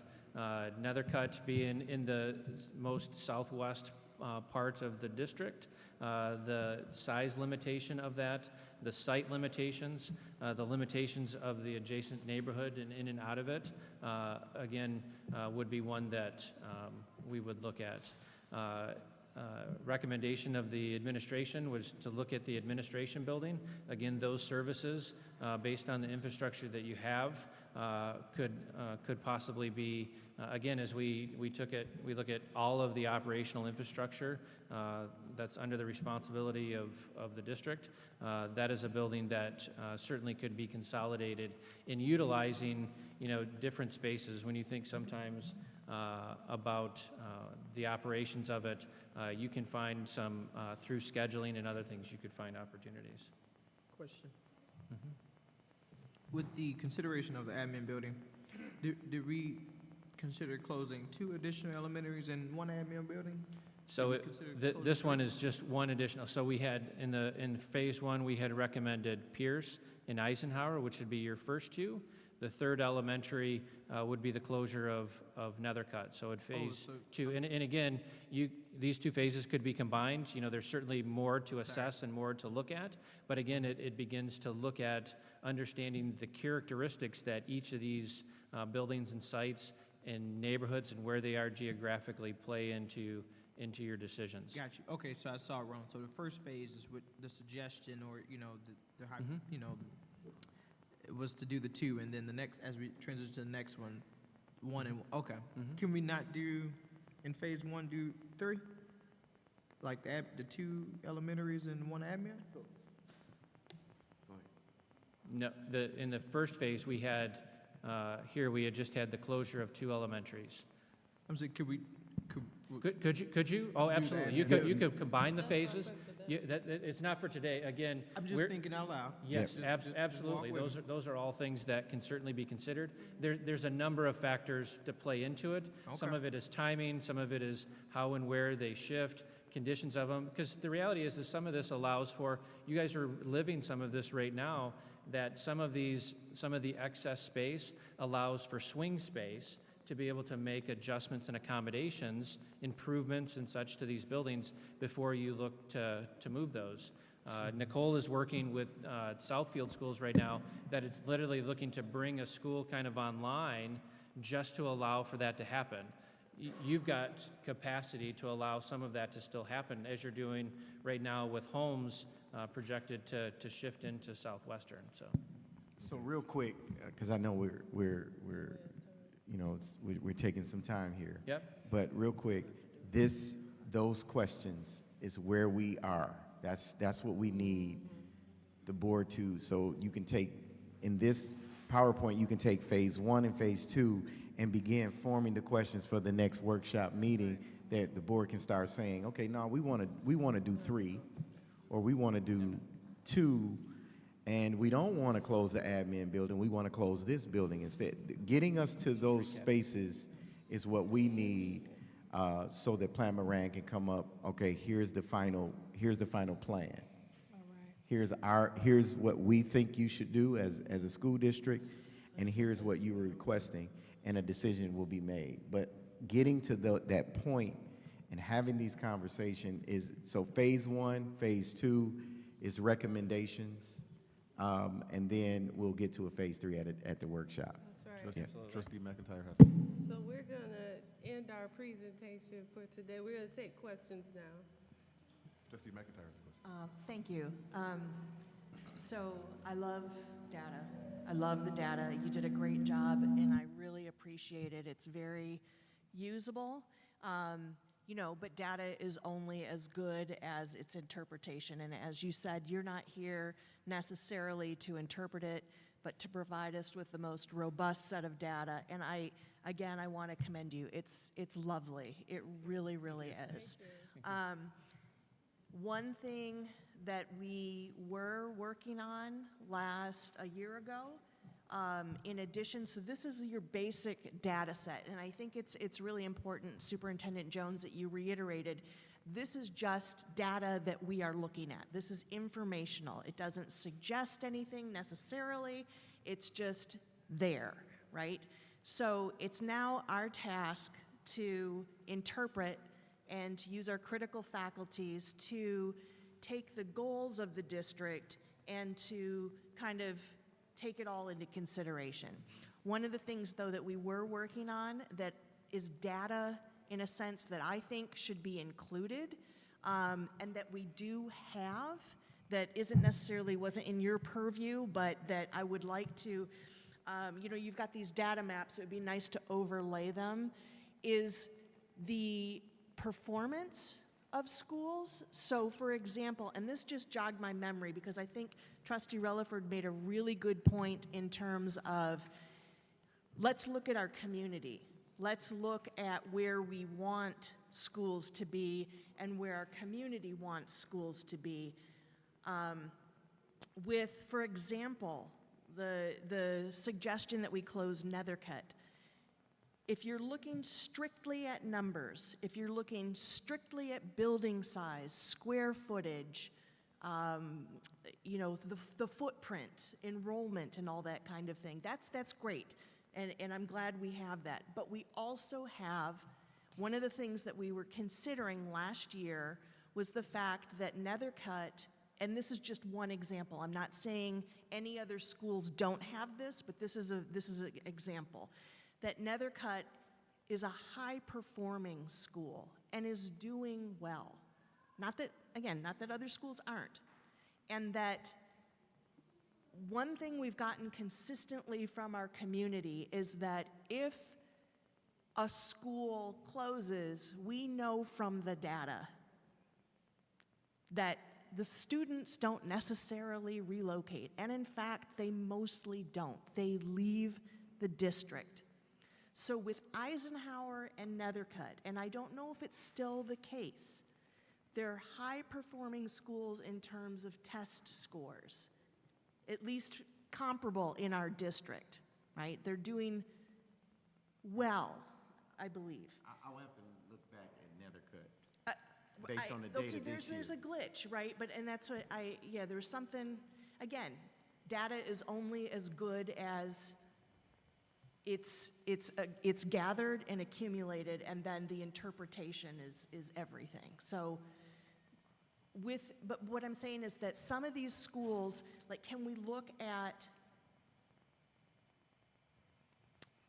other cultural factors? like satisfaction, the fact that students are performing well, that there are a high level or a high number of activities that go on in this school, extracurricular activities, sports clubs, chess clubs, drumline, or whatever, whatever it is that you have. Like right now, again, we're just dealing with square footage and usability and these things, but there are so many other factors to take into consideration. And so I've always felt personally like Nethercutt, and I hate to use this as an example. It's not that I have preferential treatment or I'm favoring, it's just that I remember this being an example, is that it was doing pretty well. Like if we were to relocate it, that we would lose the students or that we would lose something valuable. Like why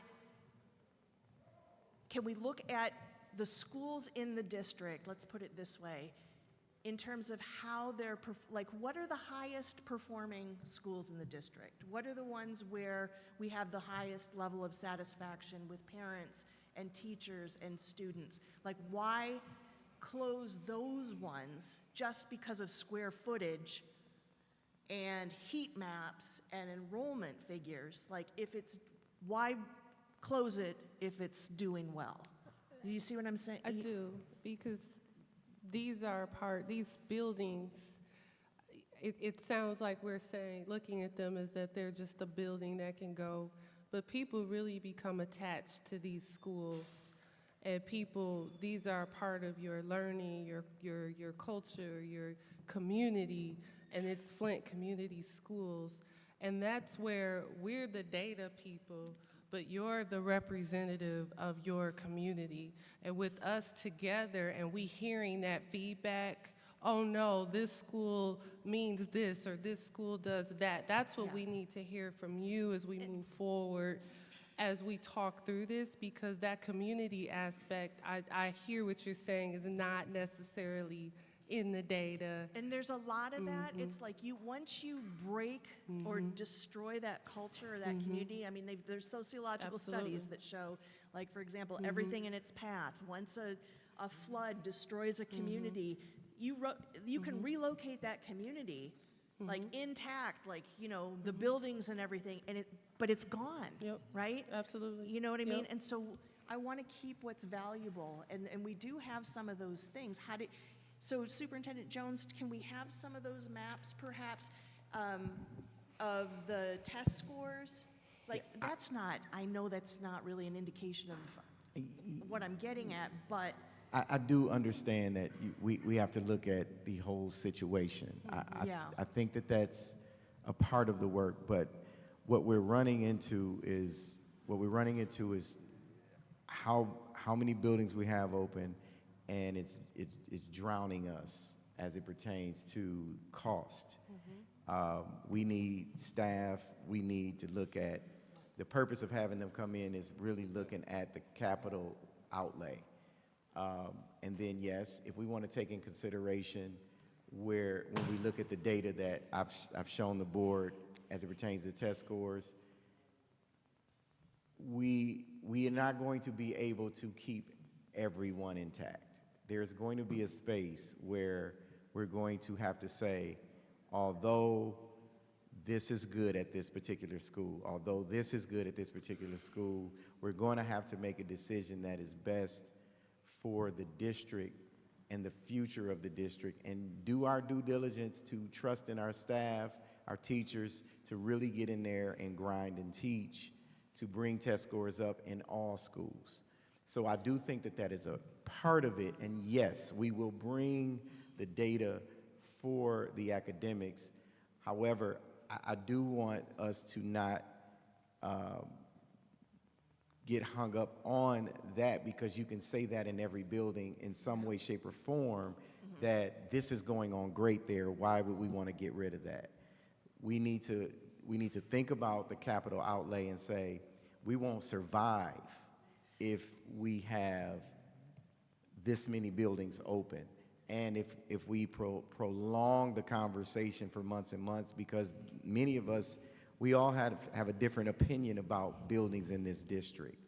But we're going to have to really trusting the experts to bring some things forward to us for us to make decisions, but also you're right, look at the culture and the whole child like our strategic plan tells us So to. if I may, just to follow up, so in terms of data, that's one of the points that I was trying to make, but the other point I'm trying to make is that can we also get the data, say for example, if we close Eisenhower, can we crunch the numbers and take out those students? Because our money, our budget is based on head count. So if, for example, if we were to close down Eisenhower, we're going to lose those students. Can we have those calculations? Because time and time again, studies have shown that when you close down a school, they don't go to another school, they just leave. So, in the interest of data and getting the accurate numbers, can we have those calculations? Like, if we close these schools, the students are just going to be gone. Because I think that that would give us a couple of scenarios to show the financial data of what the consequences are of closing schools. Because it's not just a matter of a shifter puzzle where you're sliding things back. It's like, if you close a school, let's look at the possibility that we're going to lose those students. And that's one way to look at it, but another way to look at it is if you right-size the district and you're not spending dollars at a building or maintaining a building that isn't being used to its full capacity, those dollars that you Right, so save could be that's- used for programming and more understand that. curriculum That's the for the standard students in the model. building, yeah. That's the standard model, and that's the information that you're giving us. But what I'm asking for is the alternate data to show us the different scenarios. Like, I get that. I understand that's your typical No, I'm saying approach like to things. if Eisenhower or whatever school or looking at the 11 buildings that you currently have open and you only need half of those buildings, the dollars that you could save from right sizing could go towards more programming, more positive learning for the students in the district, in the buildings, and you can save that, and that could possibly help you keep students too. So you got to look at it, in my opinion, both sides. I'll make this comment and I'll be quiet until you're done. But the other thing is that we've closed buildings and offered nothing. And so that is a big part of, I think, what Trustee Laura is saying is that we've offered nothing, so they've left, right? Now, I don't think that they all, I don't think in every situation we've offered nothing, right? And in every situation they all left. But what we're trying to do is with all of the renovations, so you got to try to think about what we're doing as far as renovations and closing and right sizing. So we're not just right sizing and saying we're closing buildings and getting down to the bare bones. We're trying to figure out how can we right size, but also renovate and possibly rebuild, right? Yes. And so with all of that in there, we believe, and a lot of this is believing, right? We believe that we can capture our scholars and do our very best to even capture more. Now, the reality of it is, yes, you're going to lose some with changes, but I do believe with what the momentum that we're picking up and the renovations that we're doing, if we're doing this simultaneously, then you have a better chance to say, we have a school for you to go to. We have a space for you to go to that we just remodeled. We have somewhere for you to go. Programming, CTE, and families. yes, you can enhance your district where you're not just cutting. You're using those dollars now to enhance the district and make it more attractive, and that's what we're trying to look at long-term visioning for the district, where it's not just close it, it's done. We're trying to help you enhance and keep students and possibly get more and make the students that are here, their learning experience better. Secretary Perkins. I was just listening to all of it, and the Do you, when you're right sizing or potentially right sizing, do you think about, like, we're getting ready to get an influx of families, I believe, because of the new factory that's being built here. And I think an influx of families are going to come back into Flint. I really do. And then I look at what Trustee Rutherford said in respect to the north end. You know, we lost everything on that north end. And I potentially want something there also. And so I want you to just take those things into consideration as well, because I think that we're going to be surprised before too long.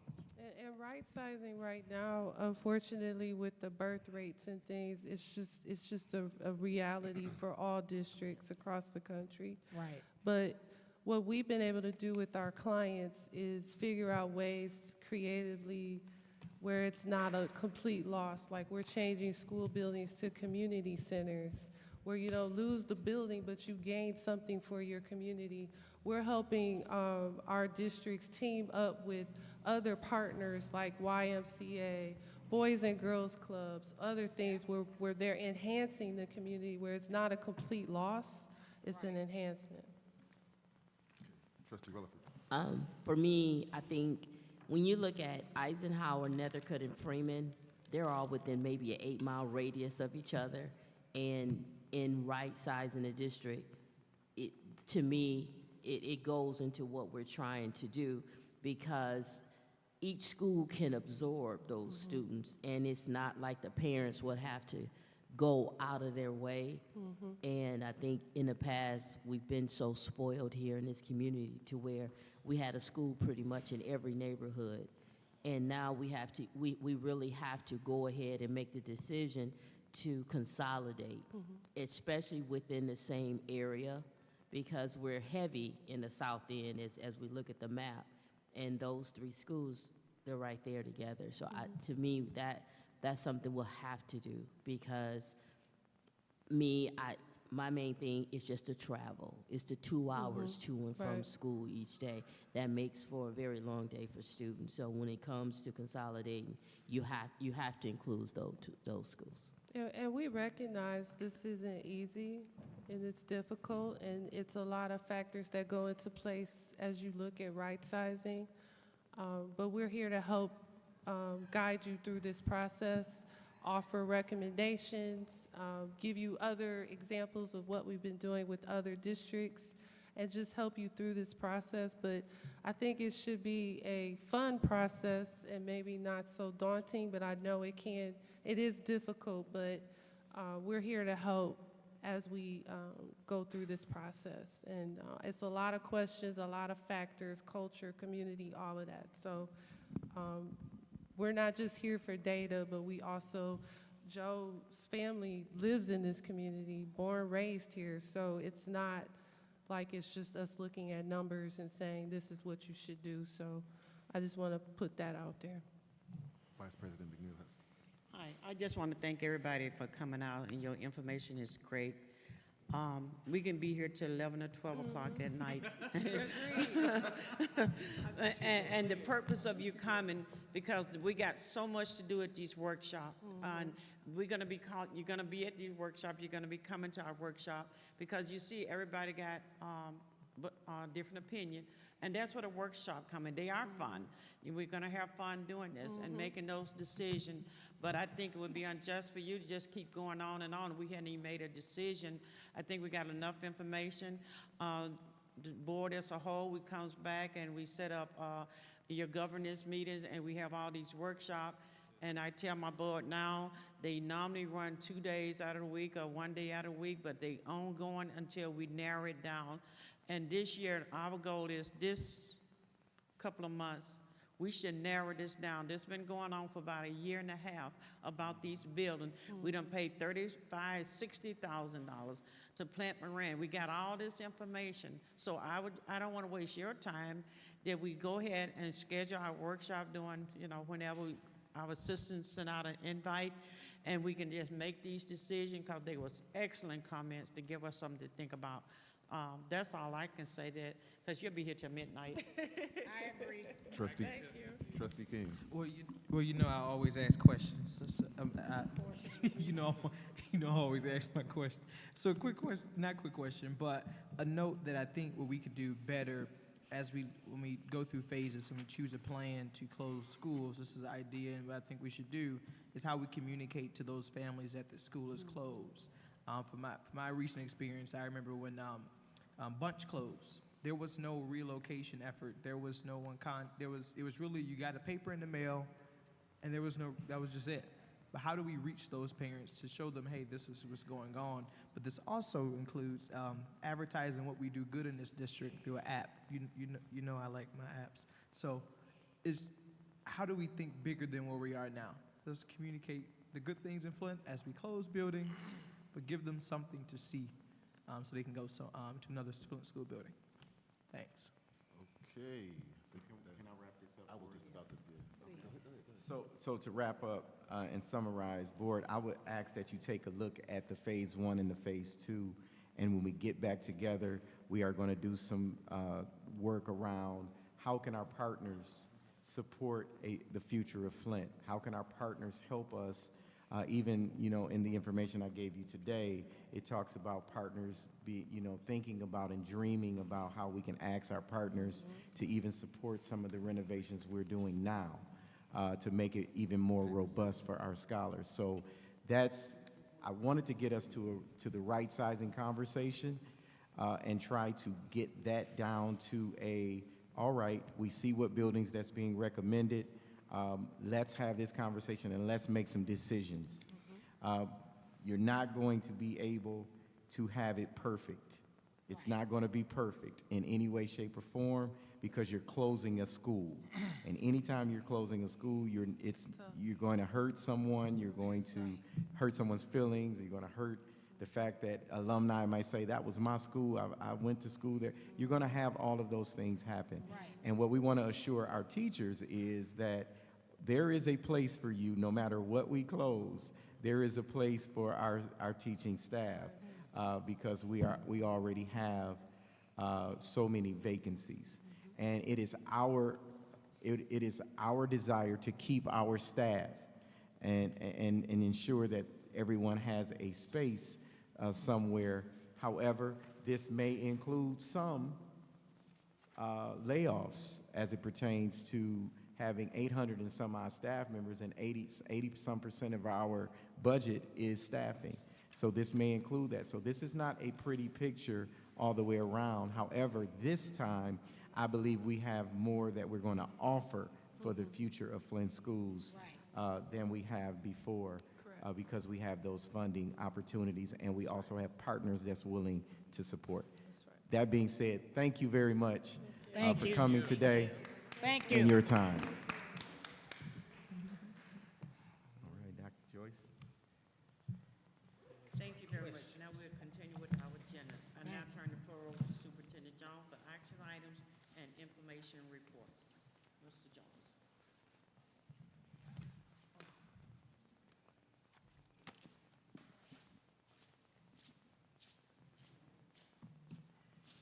Okay.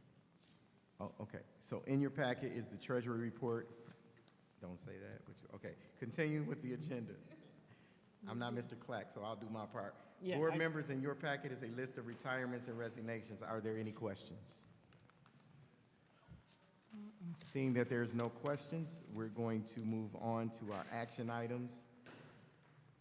And we're going to go to human resource. Finance? Finance and operation. Uh-huh. Oh, go ahead, Dr. Joyce. It's for you, It's for me? Okay. in our packet.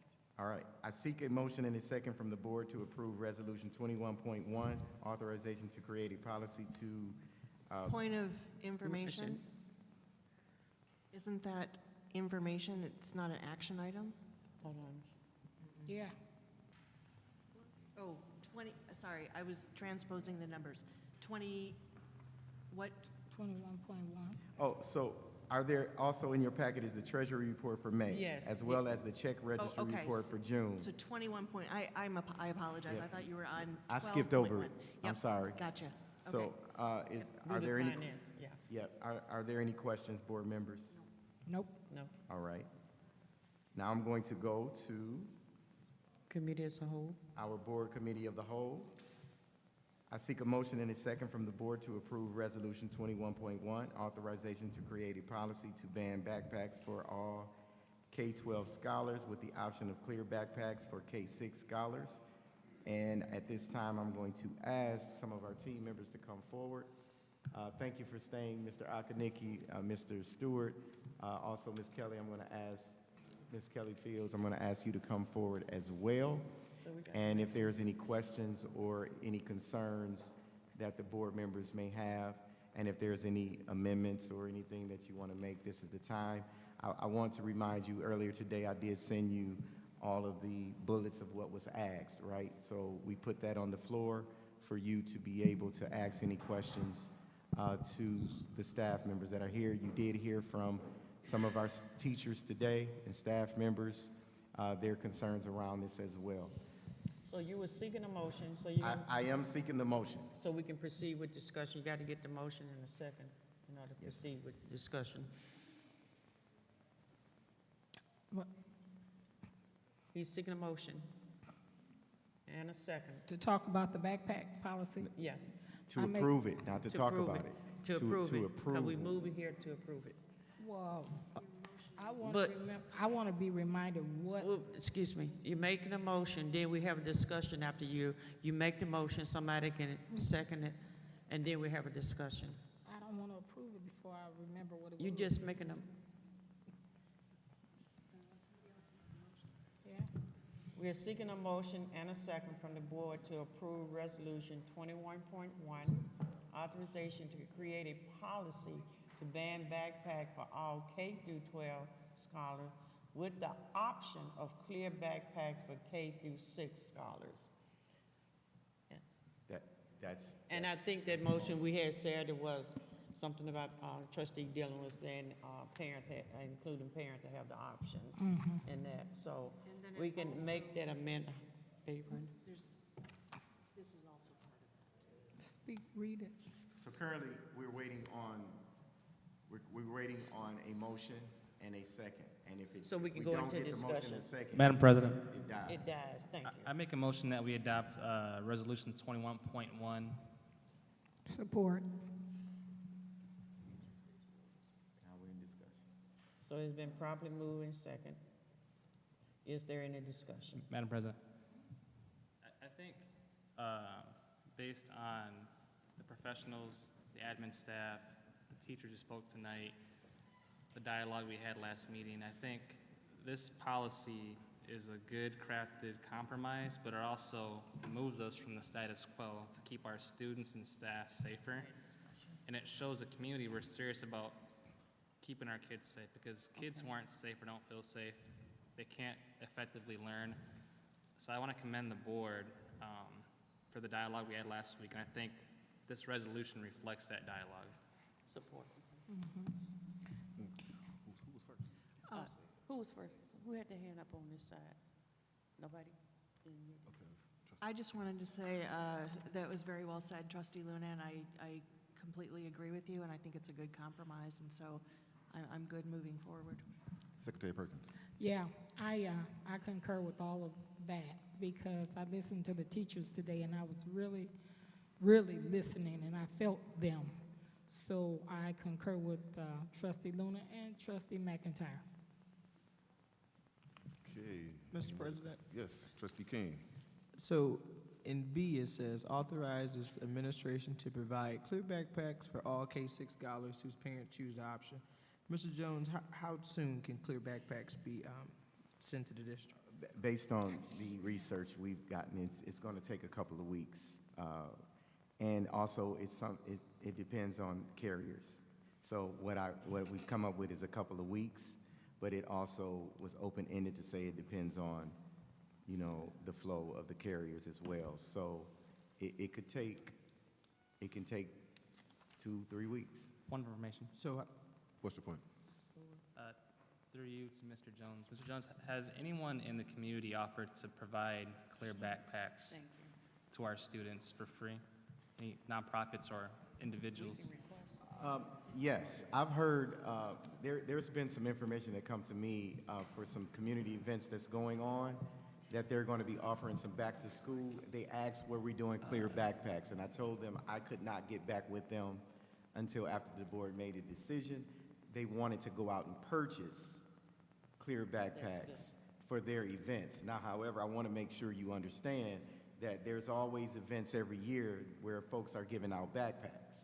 And so that still doesn't mean that they will touch all of our scholars that should have backpacks.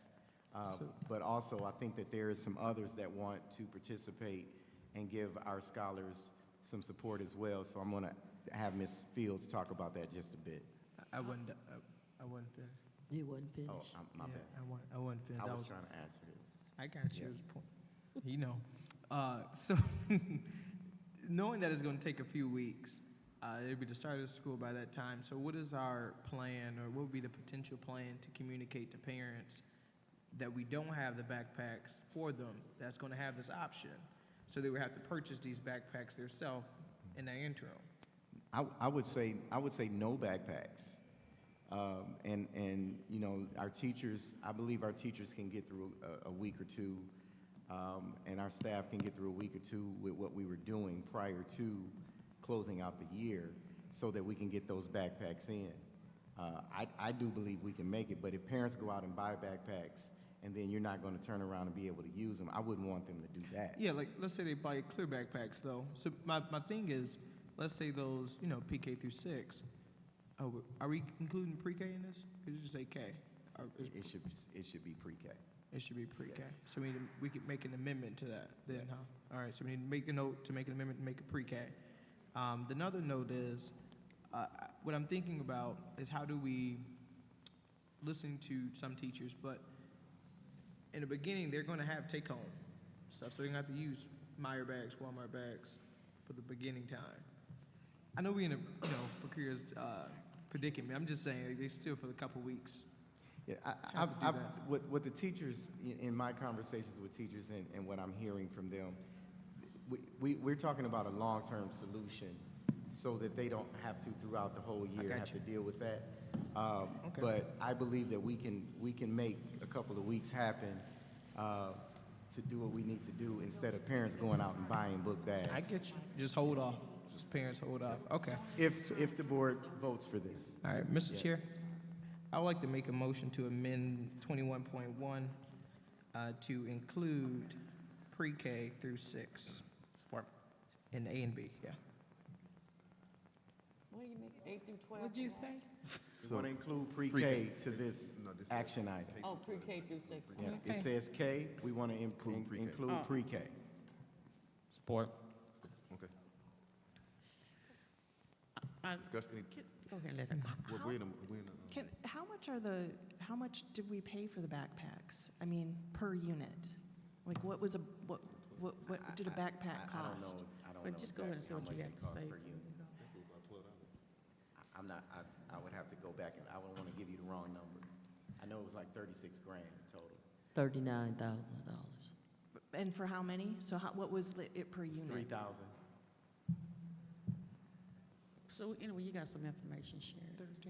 Some schools still have the backpacks. Some Sorry? schools still have the backpacks. I mean, they were supposed to be returned, but it was something to where some of the backpacks were not returned. And it wasn't anything egregious, but they still have them. Well, the only reason why I'm asking is because, like, for example, Target has a backpack for $19.99, like Ooh, full that's high. price, right? That's expensive.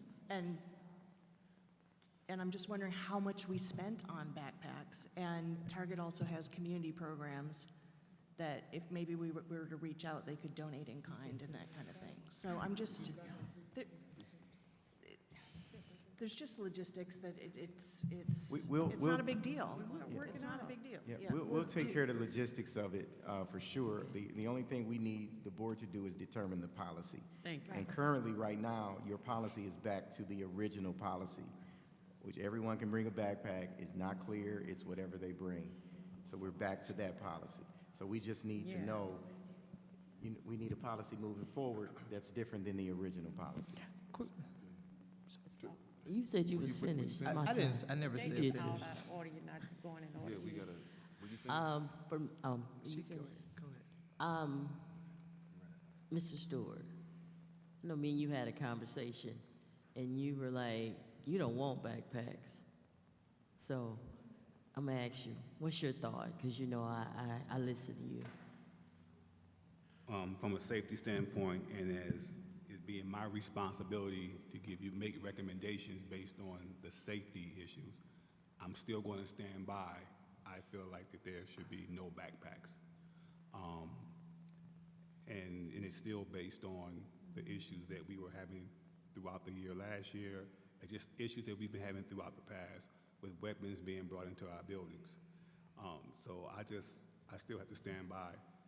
The best recommendation from a safety standpoint to me would be to make it as difficult as possible for students to bring weapons into our building. And I will have to stand by no backpacks. Thank you for that. You know, listening to the teachers say they want backpacks, these same teachers said they wanted pay increase, and nobody moved on it. But everybody's moving on backpacks. I just wanted to make that a public notice. But for me, I think some of the schools still have backpacks. And if the districts still have backpacks, I think we should do an inventory on those. I don't think there should be a cost to the family at all, no matter what. I don't think it would be, but I just wanted to say that publicly, Mr. Jones. But it's a safety, it's a safety issue. We're living in a society where anything can happen at any time. And I know the little ones kind of got, the bags, but we got to do something. I'm with Mr. Stewart. I'm for no backpacks at all because of the safety issue. And it's not a matter if, it's a matter of when. And everything is going to continue to go up, and we make rules for a reason. And everyone has to do their due diligence to make sure that we're all safe, not just the kids, but the staff and the community. And in just making an emotional decision because of an inconvenience, I'm sorry, teachers, I know you're inconvenienced, but we're alive to feel inconvenience. But it's something else we could come up with instead of reverting back and forth, back and forth. I just think we just need to just have a discussion and just come up with something, because backpacks carry weapons, and clear backpacks make you a target. Thank you. Vice President? President McNeil. I would like to call You the got a brief question. I just, privileged motion. I would like to call the question on the amendment proposed by Trustee King. You calling for the question? Yes. Support. I mean, we don't have to support it. Okay. So, I don't discuss that, we just vote, right? I don't think we have to vote for it. He called for the You question, have we to go call back for to the the vote. question. You gotta Call vote. for the- You have to vote. Vote on call calling for the question. Okay, so let's go ahead This and, amendment. Yeah, so, there's a call for the question, so you take a right. roll call vote. Roll call vote. Secretary Perkins. Yeah. No. Can you clarify the motion, the call for the question? Can you clarify To it? end the No, conversation. okay, so we're calling for the question on the resolution Yeah. 21.1. The amendment. No, I the made. I mean, I'm sorry, the amendment to add pre-K. Correct. To add pre-K, I'm sorry. Okay, so we're gonna add pre-K to amend the resolution 21.1 to add pre-K. And the call for the question, stop discussion on it, and just take the vote up. And then the amendment. Okay, so we're gonna roll call vote on the question. Secretary Perkins. Yes. Trustee McIntyre. So we're voting to call the question. Yes, ma'am. Okay, I don't like doing that, so I'm going to say no. Vice President McNeil. Yes for me. Treasurer Luna. Yes. Trustee King. Yes. Trustee Rutherford. No. Okay, and myself, I vote yes. So it passes 5-2. Now we'll vote on the amendment. Yes. Is that a question? To add pre-K. To add pre-K to, Yeah. you got a question? Yes. Mr. Jones, early childhood included in that? Yes, this will be everyone in the Okay. district. I just want to make sure Yes. that was included before yeah. Okay, so now we're voting on the Don't amendment. we have to vote on his amendment? Yeah, because we just- added Yeah, amendment. No, we voted, he called for the, was it for you? Oh, yes, that's true. That's right, we voted for call, he called for the question, so now we need to vote for Vote his on the amendment. Yeah, that's what we're Correct. Right. So just to make everything clear, we're voting to add to amend the resolution to add pre-K into the resolution. So, as I call your name, please vote yes or no. Secretary Perkins? Yes. Oops. Okay. Trustee McIntyre? No. Vice President McNeil? Yes. Treasurer Luna? Yes. Trustee King? Yes. Trustee Rutherford? No, Myself, yes. Mr. President, Yes, sir. I make a motion that we adopt the amended action item 21.2 that includes pre-K through 6. Support. Okay, is there any discussion? I have a question, I have a statement. Yes, ma'am. If the Director of Security states it's an issue of safety, and this board ignore it when something happened, I don't want not one of y'all to shed a tear, because you put it forth. Praise God. Okay, I do have a question for Mr. Stewart. I worked for you, you were my boss for 5 years, I trust your decision-making. How many issues with weapons can you say, I know you might not know the exact statistics, but how many issues with weapons do you know of that occurred in elementary schools? In Flint schools In Flint schools, yeah, and just in our schools? last year? Yes. Pre-K to 6. In elementary, we probably had, I think it was around probably 5 to 6 incidents of weapons being brought in our building. Either weapons, I'm going to say actual weapons. Right, Now, not parts of a weapon. Right. There were other issues of, BB guns and things like that brought into school, and also a student brought a fully loaded magazine Right, to a right. building. So, we had to go on lockdown for those issues as well, but I'm just talking about actual weapons. Weapons, right, Probably right. it's around 5 or 6. So everything else would be like, that's what, contraband? Like the magazine, that's not a weapon. What would that be considered as, contraband? Well, it's considered as a dangerous weapon because it had explosive, which it was loaded, and it's any part of a firearm is considered a weapon. Even if you brought a silencer to the school, it's considered part of the weapon. Okay, and that results in expulsion too, even if it's not. Yes, it can count lead to an expulsion. Okay, I think I'm done. Go ahead, Trustee King. Hey, Mr. Stewart, so with elementary kids bringing in dangerous weapons, knives would be considered as a dangerous weapon? Knives? Knives, Yes. okay. What's Just- the threshold that the knife is considered for expulsion? What's the what? Threshold, what's the I forgot the knife length. Okay. A knife with a blade of any length is considered for an expulsion. The old law stated that a knife 3.5 inches or more was a mandated expulsion, but that has since changed because you have the several factors that you can consider with the student. I forgot. But just so you can be clear, dangerous weapons even they're considered, brass knuckles are considered a dangerous weapon by state law, right? So there's a lot of dangerous weapons there's a lot of things that can be considered Okay. dangerous weapons, but when we're talking about right now, I'm speaking about actual weapons being brought in the building. BB guns are considered dangerous weapons. Okay. Okay. I would just say that I remember when we first had this discussion, when it was brought to our attention, it was to see what, try it out, see what it would do for the district. For me, in my mind, if teachers are requesting, the ones that have to work with our scholars directly, teach them, even the support staff in pre-K through 6, they have to directly deal with our scholars. So I will listen to the teachers that need help in that area. So, thanks. I do have one.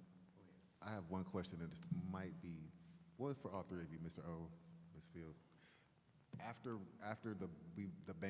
we banned book bags earlier in the school year, how many incidents with weapons or contraband did you all have after that point? With weapons and contraband? Mm-hmm. So we had a handful of vape pens, but from the time of the back, so that would cover your concept of contraband, we did not have weapons. That's high school. Right, no. So at the elementary level, we had one incident of a weapon being brought at Nethercutt. And that's since the ban, right? That's after the ban, correct. Yeah, as far as incidents at ALA were concerned, 0. We didn't have another student bring a backpack for the remainder of the year. We had no complaint about it from any student and didn't receive any complaints from any parents directly to the school for it. So if you two's, in your opinion, how do you feel about the situation? From middle schools. For the high schools? How do I feel? Yeah. So I'm going to be transparent in this moment and be Kelly Fields, the person who was on the receiving end of somebody having 2 guns in her building. And this question for me is to a certain degree a trigger, because I had to look one of my students in my eye that I absolutely love that made a very poor decision, and I had to put him out of school as a result of it. And then I had to think about all of those students that I love dearly that could take the potential to make this wrong mistake to bring them again and then put people at risk.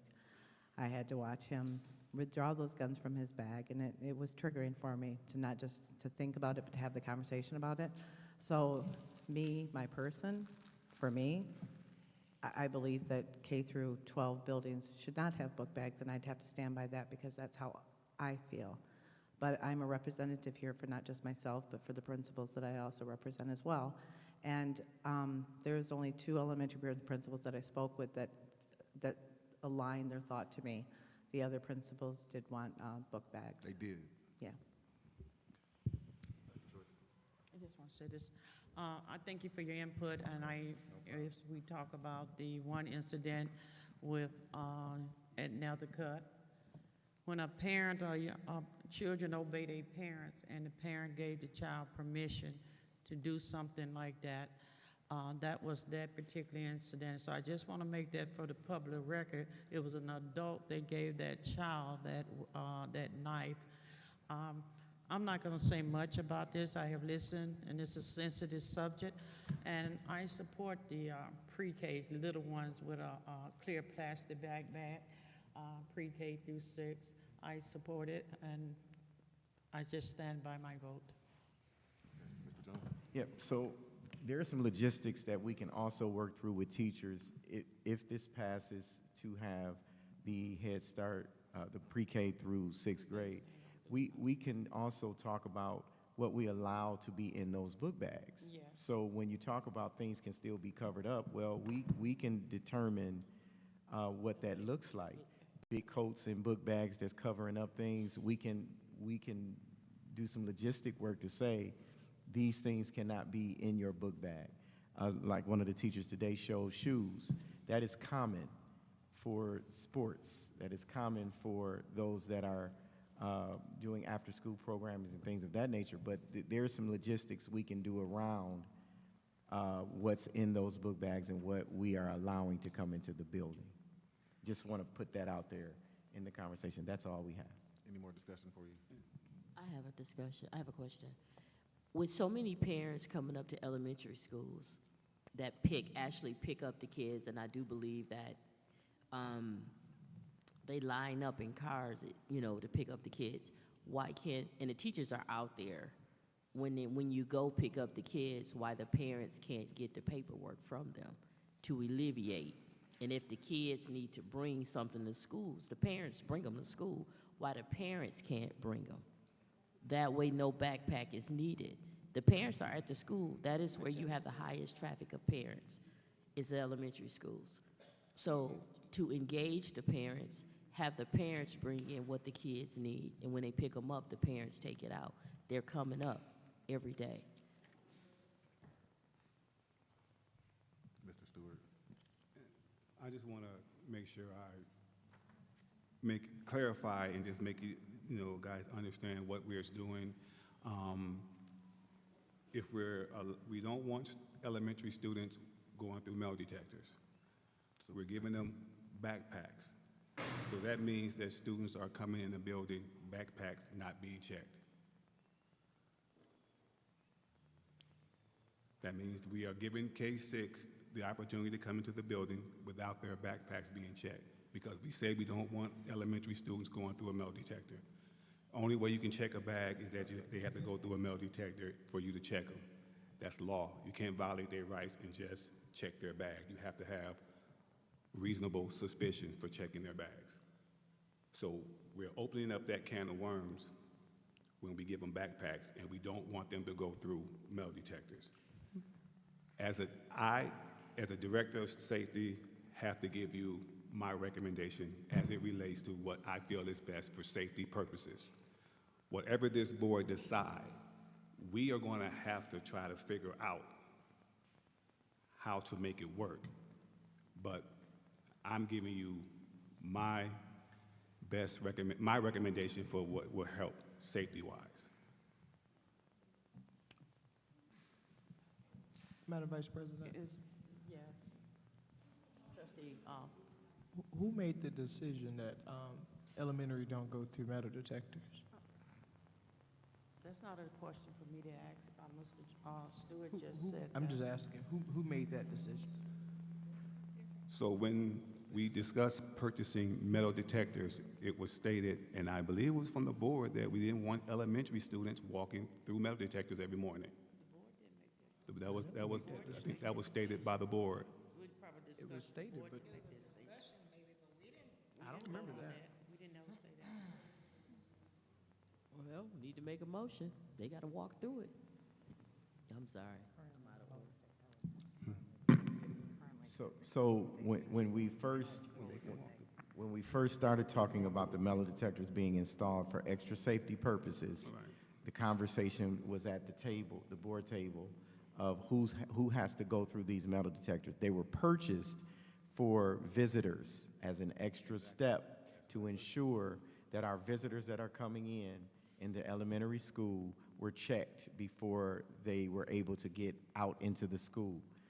That's what they were purchased for. They weren't purchased for scholars to have to go through them initially.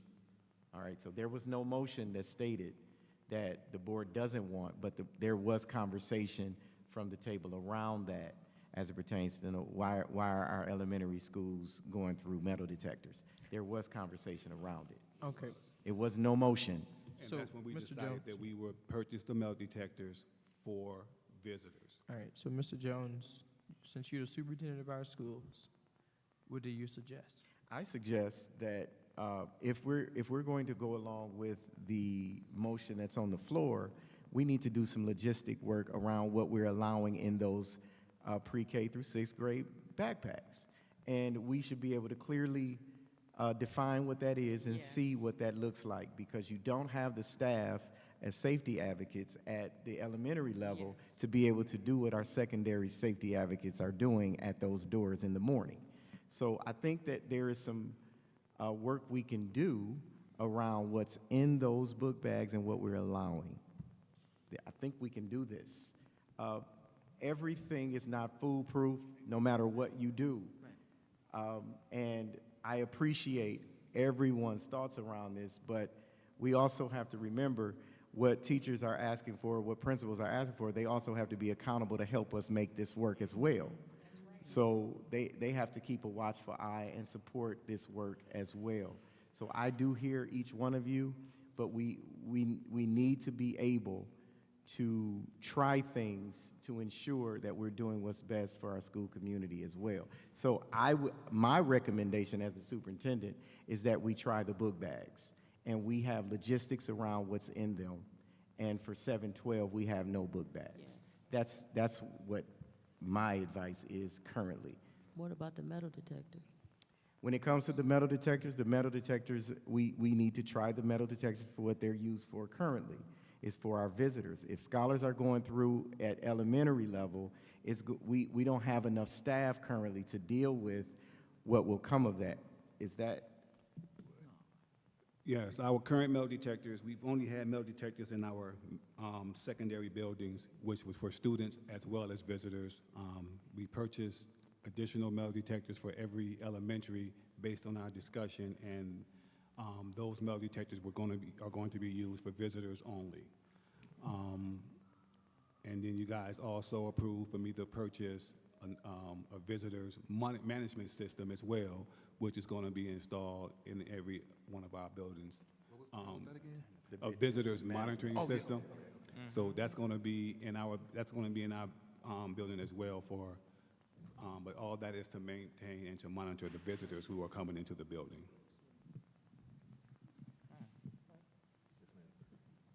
Trustee Rutherford. If we allow backpacks, the kids need to go through the metal detectors to keep it safe. Because you just can't leave the elementary school wide open like that. Because you're leaving it wide open. And even if you say what can go in there, if you want to get something in the building, you can get it in the building. And one thing I don't want anyone to do is underestimate little people, because they've been here before. I think we all can attest to that, especially when I see a 2-year-old that know how to get on YouTube and can't talk. So. If I can say quickly before Mr. Stewart jumps in, a couple of logistics that I just wanted to bring up in regards to what it takes at a secondary school for us to go ahead and clear backpacks. It's about 30 seconds per student, and it takes probably about 3 people to enact that particular act. You have the person going through the metal detector, you have the person checking through it, and then you have an outside observer that's making sure that nothing's happening as people are crossing through that metal detector. So there's the time and effort of people that it takes to have children walk through. The second thing I just wanted to lift is that it's current code, and it's been current code for quite some time, that none of our elementary students have ever been expected to. So in the consideration of your motion for this evening, that would have to be something that would have to be addressed as well. And I realize that's the talking points of this conversation, but I'm just wanting to lift again, it's not just about backpacks, it's not just about who's going to walk through, but how those rights of those young people are considered in relation to this particular issue. And I just want to add that if those students have to pass through a metal detector, we're going to need more manpower to do that, because we have a process in the code book that we have to follow when we prior to searching anybody's backpack.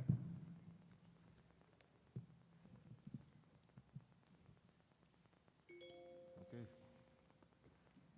Any more discussion? Okay. As I call your name, please say yes or no. Well, I'll restate the. Mr. President, Yes. point of order, could you please restate? I was just about to. Okay, so the motion is to authorization to create a policy to ban backpacks for all, wait a minute, is that right? K through 12 scholars with the option of clear backpacks for pre-K through 6, correct? Yeah. Okay, all right. Secretary Perkins? I didn't quite hear the end of what you said. So.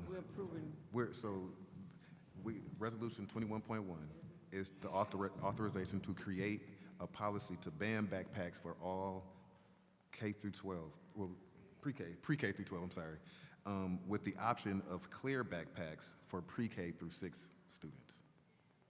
So pre-K through 6? Yeah. Pre-K through Can 6 have with them. the backpacks, yes. Yes. The clear backpacks. Yes. Yeah, okay. Trustee McIntyre, Yes. Vice President McNeil, Yes. Treasurer Luna, Yes. Trustee King. Yes. Oops, I'm just marking. That ain't even you. Okay.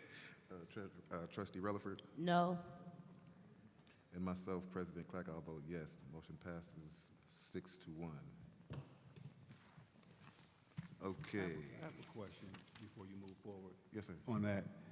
So the resolution read to ban backpacks for K. Colored backpacks, anything else but clear. You said colored backpacks? Anything that's not clear, yeah, Clear backpacks just for pre-K through 6. Yep. Right, but what I'm saying, it said to ban backpack, it said, you read it as ban backpacks for K-12. Pre-K with through the 12. option for clear backpacks for pre, So if parents decide that they want a backpack for their child pre-K through 6, so it's basically saying pre-K through 6 can have clear backpacks. yeah, That's what it's basically It saying. just read a little funny. okay. Yeah, that's All what right. it's basically saying. Okay. And 7 through 12, 'Cause no I was backpack. confused. Okay. Yeah. All right. Okay, so moving forward, this Mr. Jones. Okay. All right. Thank you. All right. I seek a motion and a second from the board to approve Resolution 25.1, authorization to purchase 912 health curriculum, Resolution 25.2, authorization to purchase 912 Spanish curriculum, Resolution 25.3, authorization to purchase 912 drama and performing arts curriculum. Point of information? Yes, yes, Are ma'am. we batching this? That's how they are on mine. We, executive administration. We were They're batched. batched? To batch them. Yeah, they're batched.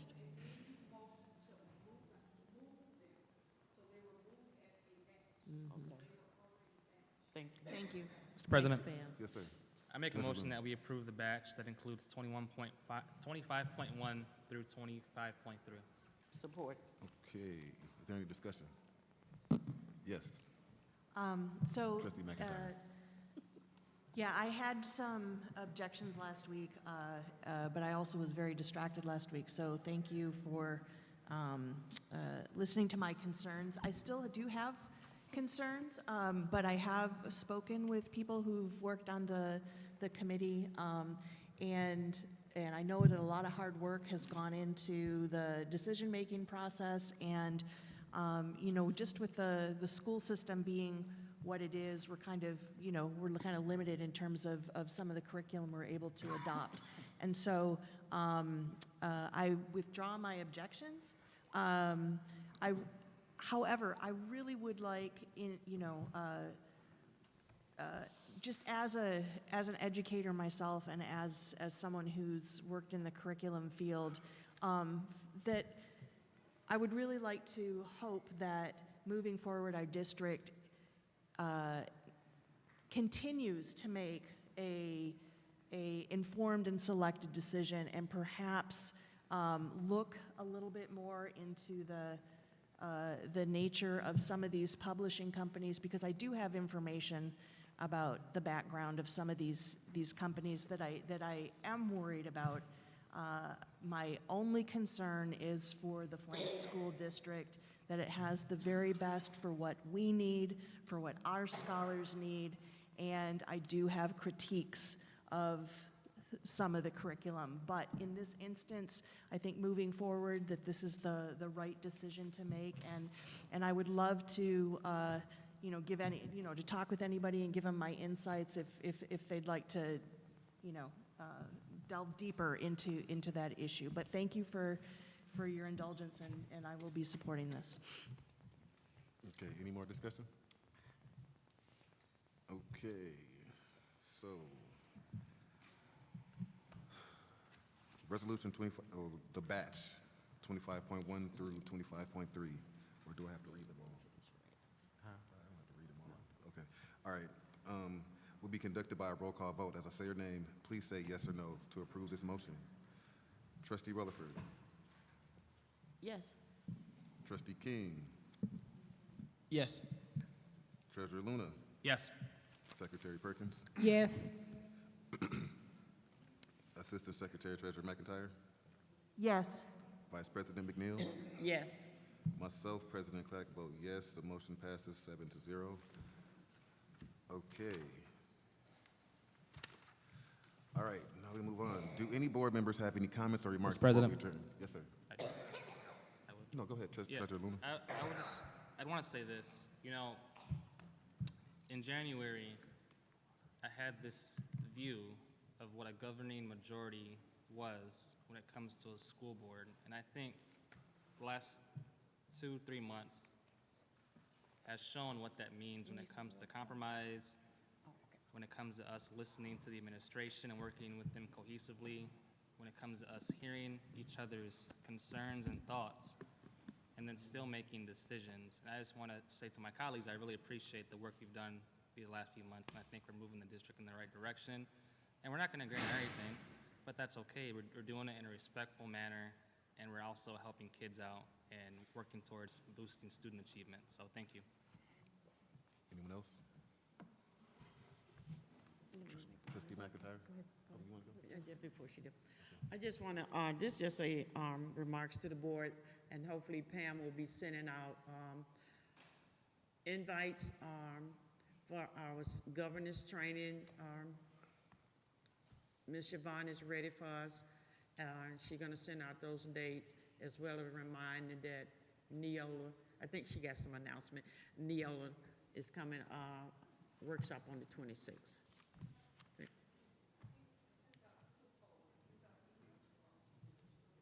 It's on the 26th. Well, we did the Neola on the 26th. I think she said she sent out an invite for Ms. Yvonne for the MASB governors. And you sent that out as well. She sent out a poll so Ms. Yvonne can put in her dates. But we got Neola on the 26th of this month, 5:30. All right, Trustee McIntyre? Yeah, I had two things. First, I just wanted to say that we had I had a dear friend of mine pass during the last board meeting, so I had to leave. I found out that she had passed, and the Flint community and the Detroit community has lost a warrior, has lost a dear friend and comrade. I don't know if any of you knew Brenda Hill, but I just wanted to say that she was an activist, a very stalwart activist who worked in Detroit and also in Flint, and she will be dearly missed. So I just wanted to say a couple of words about that. And then on the other note, on a happier note, I would like Officer Fry to come forward if she wouldn't mind. So it came to my attention last week. It was, kind of chaotic and stuff, but she kind of kept from us that it was her birthday last week. And so in the spirit and tradition of starting to celebrate our birthday.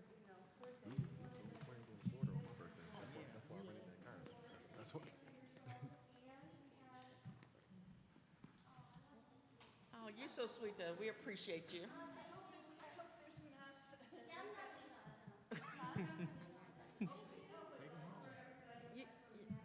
Take them to the station. Your fellow officer would love to hear one. Aw, A muffin. You know what? thank you, Officer Fry. She said, Are we gonna sing happy birthday? Happy Yes, yes, birthday to Happy oh. birthday to you. Oh, Michael, go ahead, Sean. Let's shout her out. Come on. I wasn't gonna do it, I'm just playing. Okay, go ahead, Mr. Jones. Okay, I just want to, maybe in the July 26th meeting, the board can discuss your budget for workshops and travel. Say that again now. Maybe before you get into the conversation about policy on the 26th, I think there's an important space for us to have a conversation about your budget and travel so we can solidify things that are coming up.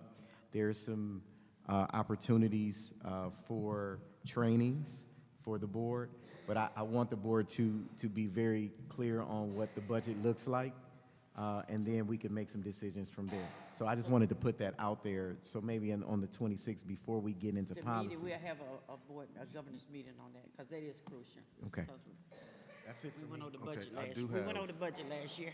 I do have just one thing to say. It's also directed towards Officer Fry. Officer Fry?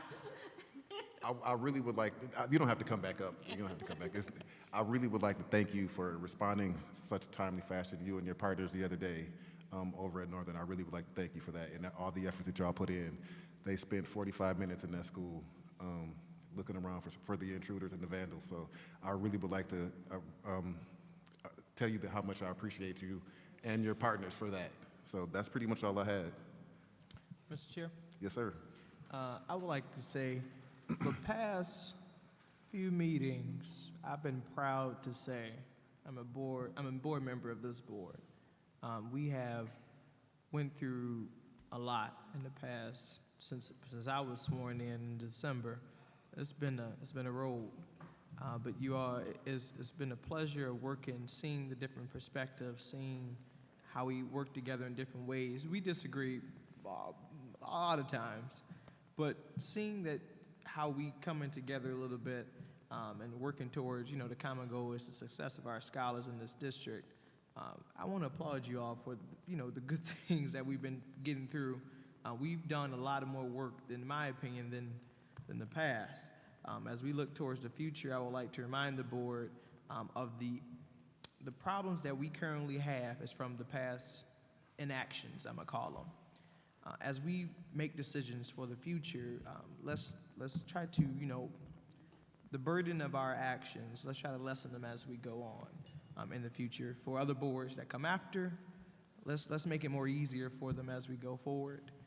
But I'm proud to say I'm a member of the Flint Board of Education. They say, when I say that, they say, y'all crazy. I say, we work in progress. We work in progress. So you guys, I appreciate everyone in here.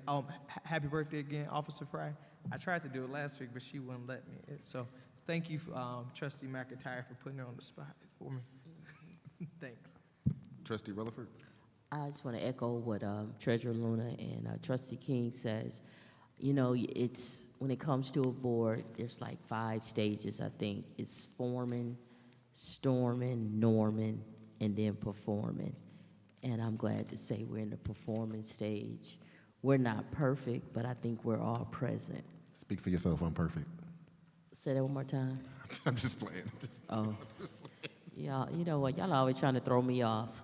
But I just want to, say thank you to everyone. It's not easy being on this board, but we got a job to do. It's not done. It's going to get a little bit tougher.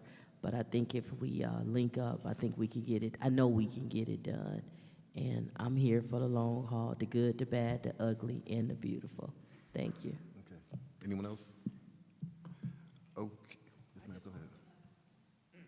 I'm just looking forward for the day that we can, I've got a couple of more years on this board, and just to see us move forward, have Central property taken care of, get rid of some of our vacant properties and stuff, and I can just sit back and live out the rest of my years knowing that the next generation had a better place and space than I have seen in the last 20 years. And I'm trusting, my young men know that I love them, because I really believe that these young men, including Mr. Jones, are our next generation of leaders. So, and I support you guys, I really do. I'm getting older, and I want to just lead this board in good hand, and I can just step down and knowing that we got some strong men here and great teachers. But I love you guys, and I really do. Yes, Thank ma'am. you. Okay, anything else before we get out of here? No. Okay, so we do have one announcement. The Board of Education will hold its board committee of the whole meeting on Wednesday, August 9th, 2023 at 6:30 p.m. at Accelerated Learning Academy. Hope to see you all there. Seeing there's no further business of the board, I declare this regular board meeting adjourned at 9:15 p.m. Y'all have a good one.